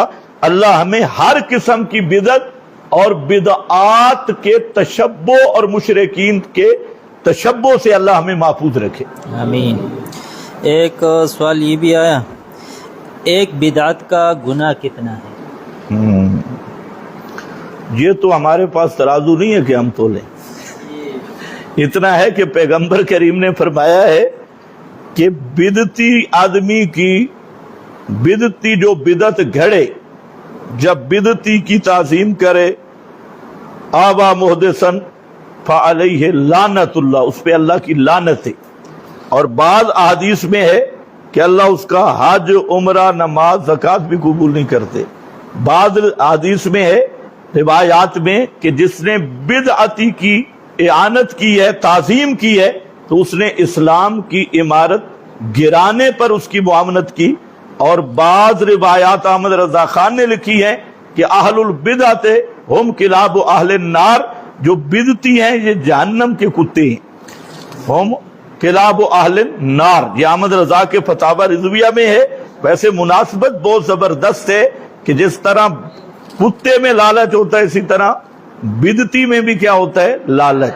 वो भी किसी मुर्दार को छोड़ने के लिए तैयार नहीं, ये भी बिदत को छोड़ने के लिए तैयार नहीं है, मुनासबत मौजूद है। तो बहरहाल हम तो कहते हैं भाई करना भी है ना, तो जोर तो उसी तरह लगता है, तो सुन्नत पर अमल क्यों नहीं करते? ये आपको मौलवियों ने गलत लाइन पे लगाया है। पूरा साल नमाज नहीं, मिलाद दे चावल खाओ ते जन्नत दी टिकट मिल जाती, ज़कात नहीं है, और सारे भंगड़े, आजकल तो मिलाद भी बनाया जा रहा है डांस करके, तबले सुरंगियां। ये इधर शरह मुस्लिम में गुलाम रसूल सईदी ने खुद लिखा है कि हमारे जो मिलादी लड़के होते हैं वो लड़कियों पे फूल डालते हैं इसाले सवाब की गर्ज से। नीचे लड़कियां फिरती हैं, मिलादी लड़कियां, ऊपर लड़के, तो लड़के जो हैं ऊपर से फूल बरसाते हैं। नीचे सईदी ने ब्रैकेट में लिखा है इसाले सवाब की गर्ज से। अभी जहां इसाले सवाब हो रहा है ये। और गुलाम रसूल सईदी ने शरह मुस्लिम में साफ लिखा है कि हमारे जो मिलाद के जुलूस है ना, नमाज कोई नहीं पढ़ते और मस्जिद के करीब से गुजर जाते हैं, लेकिन नमाज का नाम नहीं लेते। मस्जिदों के दरवाजों के करीब से गुजरने वाले, बल्कि ये जो है कम अज कम मुनीब आदमी को अपने घर की ये शहादत जो है इसको जरा ख्याल से सुनना चाहिए। गुलाम रसूल सईदी की ये तस्रीह जो है कि हम नमाजें शमाजें भी गई और लड़कों और लड़कियों का इख्तिलात होता है, मिलादी बहन भाई ये सारे इकट्ठे होते हैं। और इसी तरीका से गुलाम रसूल सईदी ने ये भी लिखा है, ये कहते हैं कि बाज़ शहरों में ईद मिलाद के जुलूस के तकद्दुस को बिल्कुल पामाल कर दिया गया है। अब जरा सुनो, जुलूस तंग रास्तों से गुजरता है और मकानों की खिड़कियों से नौजवान लड़कियां मालूम होता है, देखता है ये, वरना तो पता नहीं चलता। लड़कियां और औरतें शुराकाए जुलूस पर फूल वगैरह फेंकती हैं, यह है मिलाद इश्क रसूल। शायद इसाले सवाब की नियत से अल-अय्याज़ु बिल्लाह ओबाश नौजवान फोश हरकतें करती हैं, सिर्फ फूल शोल नहीं और भी बड़ी हरकतें होंगी हैं, फोश हरकतें। अब इसकी तफसील नहीं हो सकती, ये गुलाम रसूल सईदी का इकरार है। जुलूस में मुख्तलिफ गाड़ियों पर फिल्मी गानों की रिकॉर्डिंग होती है, फिल्मी गानों की रिकॉर्डिंग, और नौजवान लड़के फिल्मी गानों की धुनों पर नाचते हैं। एक बात इसने नहीं लिखी, लड़कियां भी नचदियां ने, सिर्फ लड़के नहीं, मिलादी लड़कियां भी डांस करती हैं। और नमाज के औकात में जुलूस चलता रहता है, मसाजिद के आगे से गुजरता है, नमाज का कोई एहतमाम नहीं किया जाता। ये है इश्क रसूल, ये खुद मिलादी रो रहा है, नहीं किया जाता। और इस किस्म के जुलूस मिलादुन नबी के तकद्दुस पर बदनुमा दाग हैं, इनकी अगर इस्लाह ना हो सके इनको फौरन बंद कर देना चाहिए। ये मुस्लिम शरीफ है। खैर, तो इससे भी ज्यादा आज बाजारों की गलियों में मर्द औरतें रात को इकट्ठे फिरती हैं, लाइटिंग करती हैं और पता नहीं क्या रंग रलियां करती हैं, और समझते क्या है कि हम ईद मिला इश्क नबी का इजहार कर रहे हैं। तो बिदअत की एक नहुसत ये भी है कि जब एक बिदअत में पड़ोगे तो हजारों गुनाहों का इर्तिकाब करेगा। बिदअत गुनाहों को खींचने वाली चीज है और सुन्नत गुनाहों से बचाने वाली चीज है। तो इस पे जिद नहीं करनी चाहिए, हकायक की तरह मुतवज्जे होना चाहिए। एक सवाल ये भी आया कि 12 तारीख को रोजा रखना कैसा है? भाई देखें, रोजा के लिए 12 रबीउल अव्वल का कोई तायुन नहीं। अगर कोई ताजीन और खुसूसियत दिन के साथ 12 रबीउल अव्वल को रोजा रखते हैं तो वो भी बिदअत का मुर्तकिब है। एक साथी ने ये सवाल किया, लौला का हदीस दुरुस्त है या नहीं? लौला का लमा खलक़तुल अफलाक, ये रिवायत सनदन मन घड़त है, मौजू है और तमाम उलमा मुत्तफिक हैं, और मतनन ये किताबुल्लाह की कई नुसूस के खिलाफ है। इसलिए कायनात की बिना और मकसूद कायनात वो अल्लाह की तौहीद है। और लितअलमू, खुद सूरत तलाक की आखिरी आयत में अल्लाह ताला ने 7 आसमानों 7 जमीनों के बनने की खुद वजह बयान की है। लितअलमू अन्नल्लाह अला कुल्ले शैइन कदीर व अन्नल्लाह कद अहाता बिकुल्ले शैइन इल्मा। इसी तरह सूरह अहकाफ में मा खलक़ना समावाति वल अर्ज़ व मा बैनहुमा इल्ला बिल हक़, वो हक क्या है? लहू दावतुल हक़। अल्लाह ताला ने ये पूरी कायनात अपनी तौहीद के इजहार के लिए पैदा की, और खुद अंबिया मा अरसलना मिन क़ब्लिका मिन रसूलिन इल्ला नूही इलैहि अन्नहु ला इलाहा इल्ला अना फअबुदून मा खलक़तुल जिन्ना वल इंसा इल्ला लियअबुदून। तो पूरा कुरान यही कह रहा है, कायनात ये तौहीद का स्टेज है, और अंबिया को अजमतें मिली हैं तो वो भी मसला तौहीद की वजह से मिली है। बेशक। एक सवाल ये भी है, बिदअती हसना का सबूत हदीस से है, और हदीस ये है मन सन्न फिल इस्लाम सुन्नतन हसना। माशाअल्लाह, ये पेश कर रहे हैं।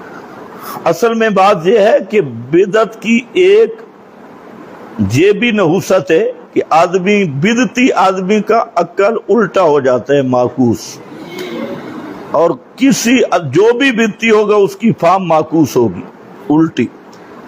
अब दलील क्या दे रहा है? बिदअत हसना, दावा है बिदअत हसना, और दलील है मन सन्ना फिल इस्लाम में सुन्नतन हसना। मन सन्ना फिल इस्लाम में बिदअतन हसना है या सुन्नतन हसना है? तो सुन्नत हसना का कौन मुनकर है? सुन्नत हसना वही है जो लक़द काना लकुम फी रसूलिल्लाहि उस्वतुन हसना, और इसके साथ दूसरी हदीस मिलाती तो जैसे कुरान की शरह करता है, हदीस की शरह करता है। मन अहया सुन्नती अल्लज़ीना युहयूना सुन्नती, तो ये सन्ना फिल इस्लाम सुन्नतन हसना, इसका ये भी देख लो पसे मंजर भी کہ لوگ آئے, ان کے پاس سواریاں نہیں تھی, تو ایک آدمی نے رہنمائی کی کہ فلاں کے پاس مل جائے گی, تو آپ نے فرمایا جس نے اچھا طریقہ شروع کیا تو اس کو بھی ثواب ملے گا, اور جو اس پہ عمل کریں گے اس کو بھی, تو اس نے جو رہنمائی کی وہاں سے سواریاں مل جائیں گی, اس کو بھی ثواب ملے گا, آگے وہ جو جہاد کریں گے ان کو بھی ملے گا. تو سنتن حسنہ ہے جو طریقہ ثابت فی شریعہ ہے.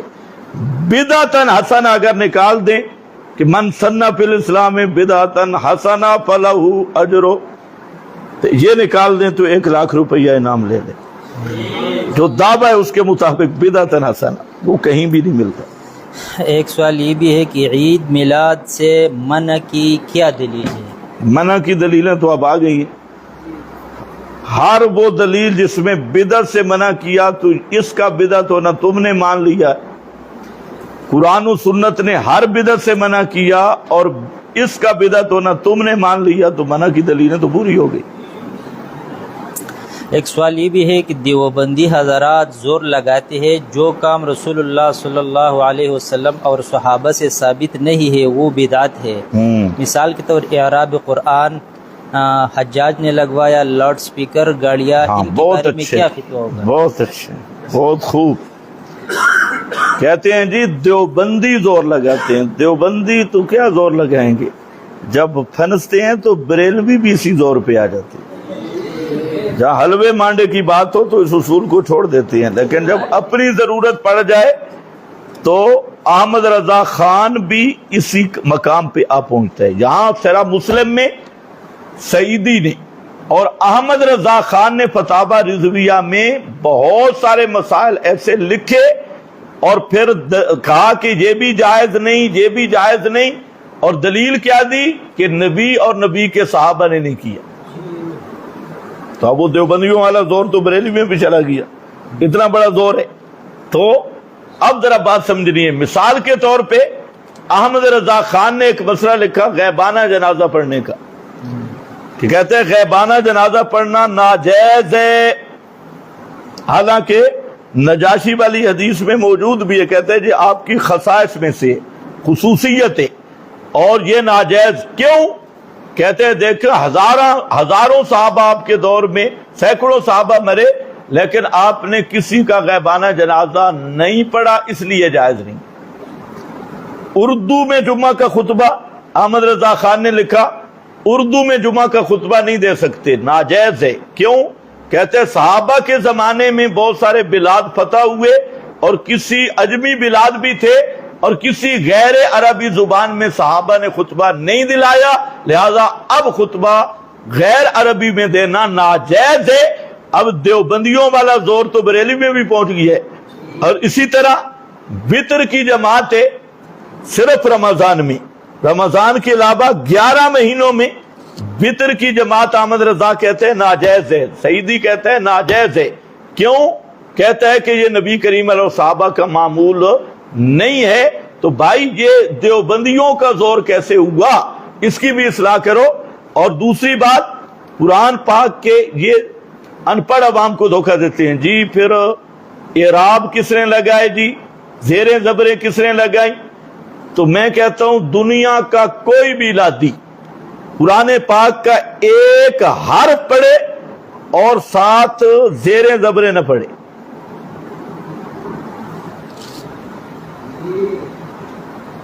پتہ نہیں تمہیں سمجھ بھی ہے.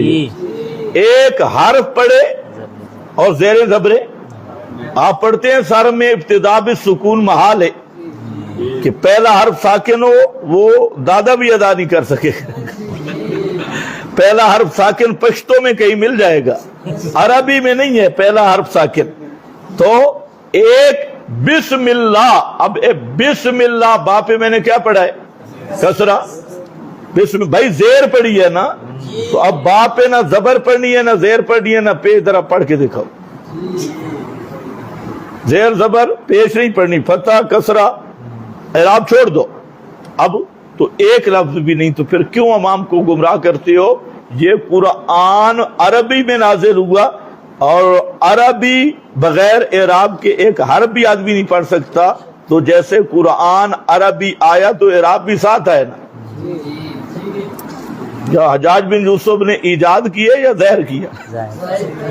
بالکل، تو ظاہر کرنا اور چیز ہے، بنانا ایجاد کرنا اور چیز ہے۔ ایک سوال اسی طرح باقی ان کے یہی آؤٹ پٹانگ ہوتے ہیں، جناب گاڑیاں نہیں تھی، لاؤڈ سپیکر نہیں تھے، اور کئی جو صحیح چٹنیاں نہیں تھی، مثالیں نہیں تھے، سموسے نہیں تھے، ہاں، اور حلوہ نہیں تھا، فلانا نہیں تھا، تو ہم کہتے ہیں اگر تم کہو کہ حلوہ ہمارا دین ہے، گاڑیاں، موٹر سائیکل، لاؤڈ سپیکر، چٹنیاں ہمارا دین ہے، تو پھر تو اشکال ہے۔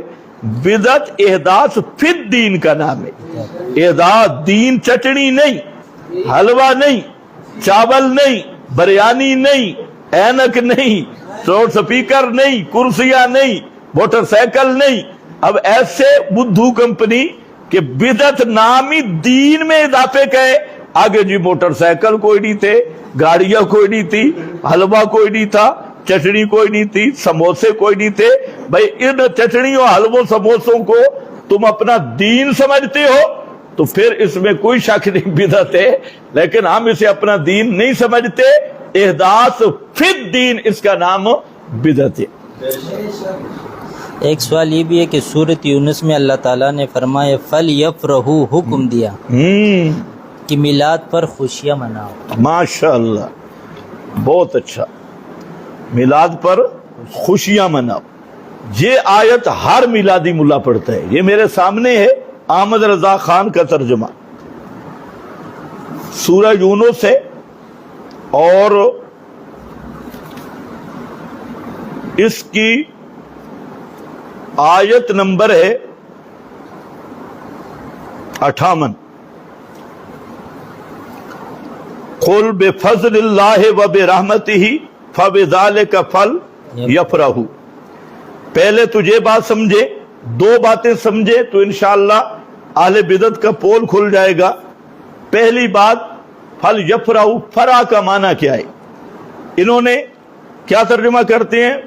فلیفرحوا، بھنگڑے پاؤ، ایک مولوی کہہ رہا تھا بھنگڑے قرآن سے ثابت ہو گئے، ڈانس قرآن سے ثابت ہو گئی، بھنگڑے ڈالنا قرآن سے ثابت ہو گیا، خوشیاں مناؤ، خوشیاں مناؤ قرآن سے ثابت ہو گیا۔ پہلے تو اس فرح کا معنی سمجھے، وہ نعیم الدین مراد آبادی کا معنی پیش کر رہا ہوں، جو بریلویوں کا پہلا مفسر اسی حاشیہ پر موجود ہے، اور اس کو ذرا غور سے سننا ہے۔ کہتے ہیں فرح کسی پیاری اور محبوب چیز کے پانے سے دل کو جو لذت حاصل ہوتی ہے، یہ ہے جملہ سننے والا۔ کیا ہے؟ فرح کسی پیاری اور محبوب چیز کے پانے سے دل کو جو لذت حاصل ہوتی ہے، اس کو فرح کہتے ہیں، اس کو فرح کہتے ہیں۔ فرح کا معنی ڈانس نہیں، بھنگڑے ڈالنا نہیں، فرح کا معنی گلی میں جلوس نکالنا نہیں، فرح کا معنی حلوے کھانا نہیں، اور فرح کا معنی یہ چاول، پننے ہوئے چاول اور چندوں والے چاول پر اور جھنڈیاں لگانا نہیں، گلیاں بازار سجانا نہیں۔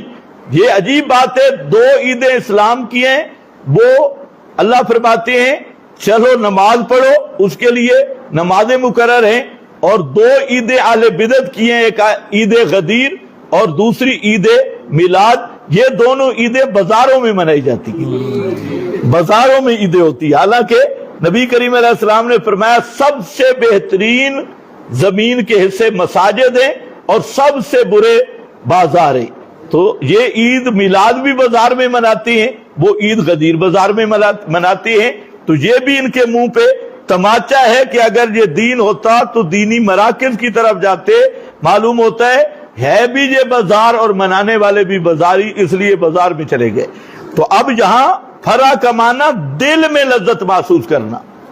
کون مسلمان ہے کہ جس کے امام کائنات صلی اللہ علیہ وسلم کی آمد پر دل خوش نہیں ہے، دل میں لذت نہیں ہے؟ تو یہ ناچنا، ڈانس کرنا اور جلوس نکالنا، گلیوں میں پھرنا، اور یہ جو چیزیں ہیں، اس کا پھل یفرحوا سے تعلق نہیں ہے۔ یہ پہلا نقطہ ہے۔ اور دوسرا نقطہ بڑا خطرناک ہے، یہ جو آدھی آیت پیش کرتے ہیں، اسی آیت کو اگر شروع سے پڑھ لیں تو مسئلہ کچھ اور ہوگا۔ قد جاءتکم موعظۃ من ربکم، वशिफाउल लिमा फिस सुदूर व हुदम व रहमा। ये क्या है, क्या चीज आ रही है? ये कुरान है, ये कुरान है। और कुरान पर खुश होने का मतलब ये है कि कुरान को सारी किताबों पे हाकिम मानो, इमाम मानो। और कुरान पर खुश होने का मतलब ये है कि कुरान के होते हुए दुनिया की किसी किताबड़ी में मुंह न डालो। हिदायत तलाश करने के लिए इसी को हिदायत का माखज और ईमान का मंबा मानो। ये है फल यफराहू, बार बार फरमाया। और जो कुरान से खुश नहीं ना, वो बाबे की किताब की तरफ जाएगा। जो कुरान पे मुतमईन और खुश नहीं, वो झूठी रिवायतों की तरफ जाएगा। तो कुरान पे खुश होना, मुतमईन होना, अला बिज़िक्रिल्लाह तत्मइन्नुल कुलूब, खुद कुरान ने इस फरा को इत्मीनान से ताबीर कर दिया। तो खैर, ये तो सियाक है। अब मेरा नहीं बनता ना बन, अपना तो बन, ये नईमुद्दीन मुरादाबादी है। और क्या कहता है कि इसको फरा कहते हैं। माना ये है कि ईमान वालों को अल्लाह के फजल और रहमत पर खुश होना चाहिए कि इसने उन्हें मवाइद और शिफाए सुदूर और ईमान के साथ दिल की राहत और सुकून अता फरमाए। हजरत इब्ने अब्बास और हसन और कतादा ने कहा कि अल्लाह के फजल से इस्लाम और इसकी रहमत से कुरान मुराद है। इसकी रहमत से कुरान मुराद है। हजरत इब्ने अब्बास, हसन कतादा और नईमुद्दीन मुरादाबादी।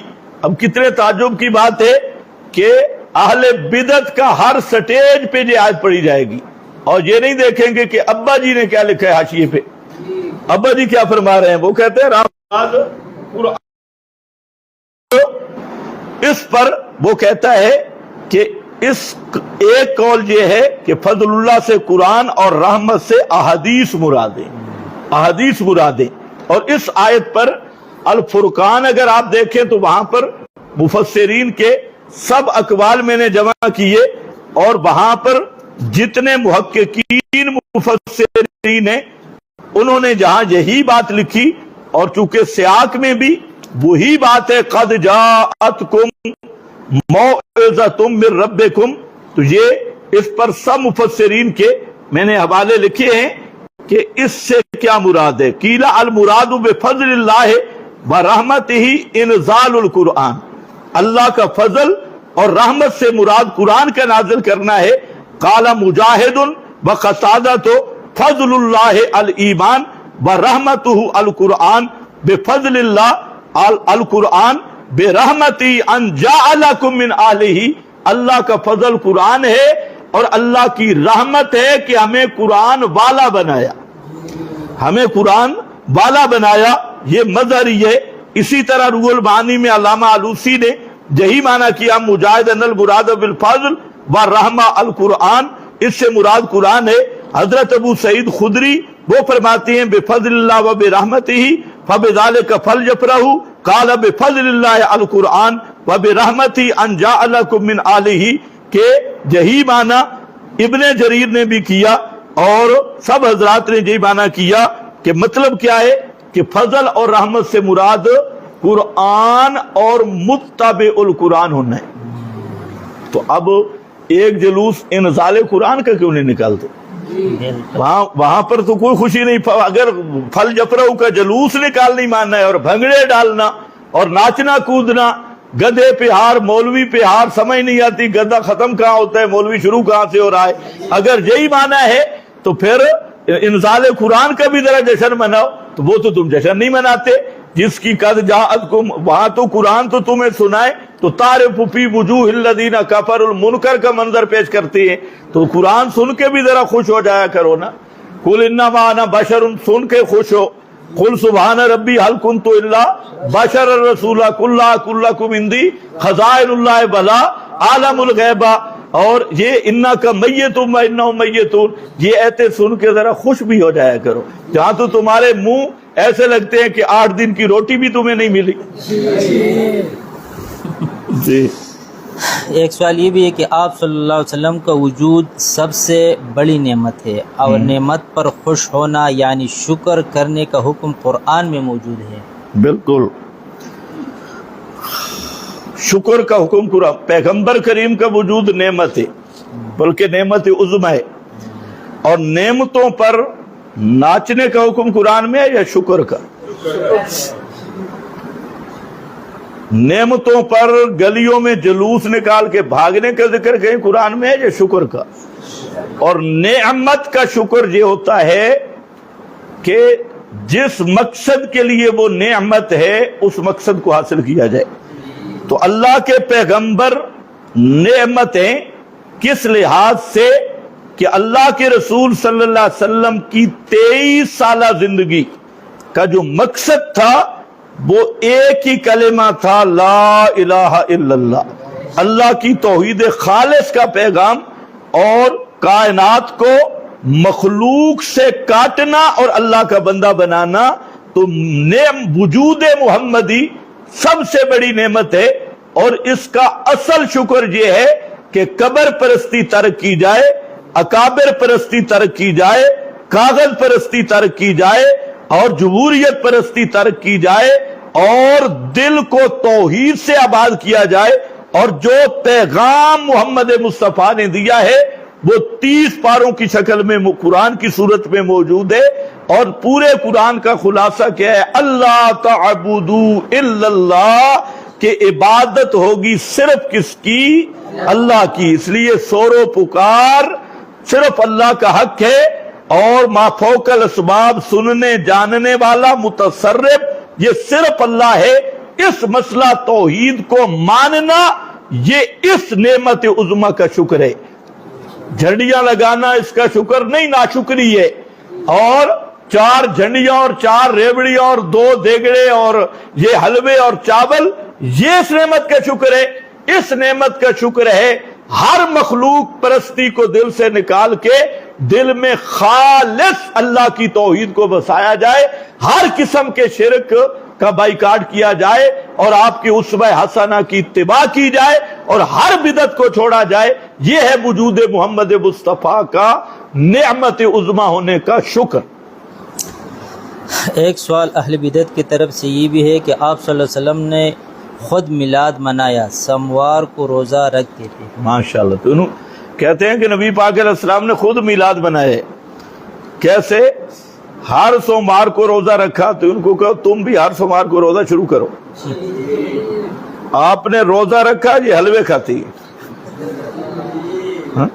روزہ رکھا تو روزہ اگر رکھا نا تو ان کو آپ یہ بھی کہیں کہ آپ بھی ہر سوموار کو روزہ رکھ لیا کریں۔ آپ نے پیغمبر کا طریقہ کیوں بدلا؟ تو پیغمبر کریم کا طریقہ کیوں بدلا؟ باقی اس کا جو ہے کہ سوموار جمعرات کو اس کی مختلف چیزیں آ رہی ہیں کہ ان 2 دنوں میں اللہ کے دربار میں اعمال پیش ہوتی ہے، اور ان 2 دنوں میں یہ جو سوموار ہے اس دن اللہ تعالیٰ نے قرآن مجھ پہ نازل کیا، قرآن کا نزول بھی ہوا۔ تو اس کو ہر ہفتے میں جمعرات یا سوموار کا روزہ رکھنا اور سالانہ ایک تہوار کو شریعت میں بڑھانا، ان دونوں میں کوئی مناسبت بھی ہے؟ پھر آپ نے روزہ رکھے، یہ عید بنا رہے، عید اور روزہ تو خود اپنی تردید خود کر رہے۔ ایک ساتھی نے یہ سوال بھی کیا کہ آپ صلی اللہ علیہ وسلم اللہ پاک کا فضل نہیں ہے؟ اس میں کیا شک ہے، لیکن آیت میں کیا مراد ہے؟ مسئلہ یہ ہے قل بفضل اللہ و برحمتہ، قرآن میں کیا چیز ہے، ہم اس پہ بات کر رہے ہیں۔ تو نبی کریم علیہ السلام اللہ کا سب سے بڑی رحمت بھی ہے، سب سے بڑے فضل بھی ہیں، اور اس رحمت اور اس فضل دونوں کا نام نعمت ہے۔ نعمت کا شکر آپ کی اتباع ہے۔ ختم؟ ہاں دو چھوڑو نہیں، یہ میرا خیال ہے ان حضرات کے سوال ہے۔ دعا بعد الفرائض، یہ موضوع نہیں چل رہا، جو موضوع کے مطابق پرچی۔ تو کیا آپ کا خوش ہونا درست ہے؟ بھئی خوشی ایک طبی چیز ہے، خوشی دو ہے، ایک طبی ہے، ایک اختیاری اور کسبی ہے۔ طبی اختیار میں ہی نہیں، اور جو خوشی جن احکام کا آدمی مکلف ہے وہ کسبی اور اختیاری ہے۔ اور پیغمبر صلی اللہ علیہ وسلم کی ذات اقدس کے لیے کسبی خوشی یہی ہے آپ کی اتباع کرنا اور آپ کے پیغام کو ماننا۔ یہ بار بار ہو گیا۔ اگر کوئی صوفی کہے کہ میلاد نہ مناؤ بلکہ نبی کو مناؤ، بھائی ان کا مقصد بھی یہ ہے کہ پیغمبر کی اتباع کرو، پیغمبر کی اتباع کرو۔ تو پیغمبر کی اتباع تو فاتبعونی میں موجود ہے۔ قل بفضل اللہ آ گیا، اس آیت کی وضاحت فرما دیں۔ ہو گئی جی، کیا آپ کا ہو گیا؟ دعا بدل فرائض موضوع نہیں ہے۔ اینک وغیرہ اس کے لیے بدعت نہیں، یہ دنیاوی امور ہیں، بدعت تو شرعی امور میں ہوتی ہے۔ تو یہ مدرسہ، مسجد کی قالینیں، یہ تو شرعی امور ہیں، کیا دین ہے؟ یہ لد دین ہے، یہ فت دین نہیں۔ احداث فت دین الگ ہے، لد دین میں تفصیل ہے۔ ہاں بھی صحابہ نے مدرسے بنائے تھے، بالکل بنایا تھا، صحابہ کا مدرسہ تھا۔ پیغمبر نے مسجد بھی بنائی تھی۔ ہاں ریونڈی ہم سے یہ کہتے ہیں، جب تم کہتے ہو ہمارا چلہ 4 ماہ بدعت ہے، جائز نہیں، تمہاری پڑھائی تو یہ تو ہو گیا۔ تمہارا چلہ وغیرہ بدعت تب ہے جب انہوں نے خود ساختہ تحریمات قائم کی ہے کہ ایک آدمی کی ماں مر گئی، گھر قریب ٹوٹ جائے گا، ماں کے جنازے میں نہیں جانا۔ علاقے سے گزر رہا ہے، بیوی ہے بیچارہ جوان ہے، اور راستے پہ کہیں قریب رات بھی ہے، امیر صاحب کا حکم آ گیا، رات گھر نہیں جا سکتا کہ چلہ ٹوٹ جائے گا۔ تو صحابہ کرام تو جنگ احزاب میں تھے یا جنگوں پہ تھے، آپ انہیں اجازت بھی دے دیتے تھے، وہ تو گھروں میں آتے، تو وہاں تو ان کا کوئی فی سبیل اللہ نہیں ٹوٹتا، ان کا چلہ ٹوٹ گیا ہے، چلہ کوئی وضو بنایا ہوئے ٹوٹ گیا ہے۔ تو یہ جو خود ساختہ تحریمات ہیں یہ بدعات ہیں۔ باقی رہ گیا کہ انتظامی امور یہ الگ چیز ہے، اور نہ یہ امور انتظامیہ یہ کوئی دین کا جز ہیں، یہ لد دین ہے، یہ پھر دین نہیں ہے۔ اہل بدعت ایک حدیث پیش کی جاتی ہے کہ سنن کبریٰ بحقی میں آپ نے بکری ذبح کے میلاد کی خوشی میں، یہ حدیث یہ تو مختصر یہ ہے کہ اہل بدعت جھوٹ بولتے ہیں۔ یہ اہل بدعت کا جھوٹ ہے، تو ان کو کہو تم بھی ایک ایک بکری گھر ذبح کر لو۔ تمہارا مربجہ جو میلاد النبی کا تہوار ہے یہ کیسے ثابت ہوگا؟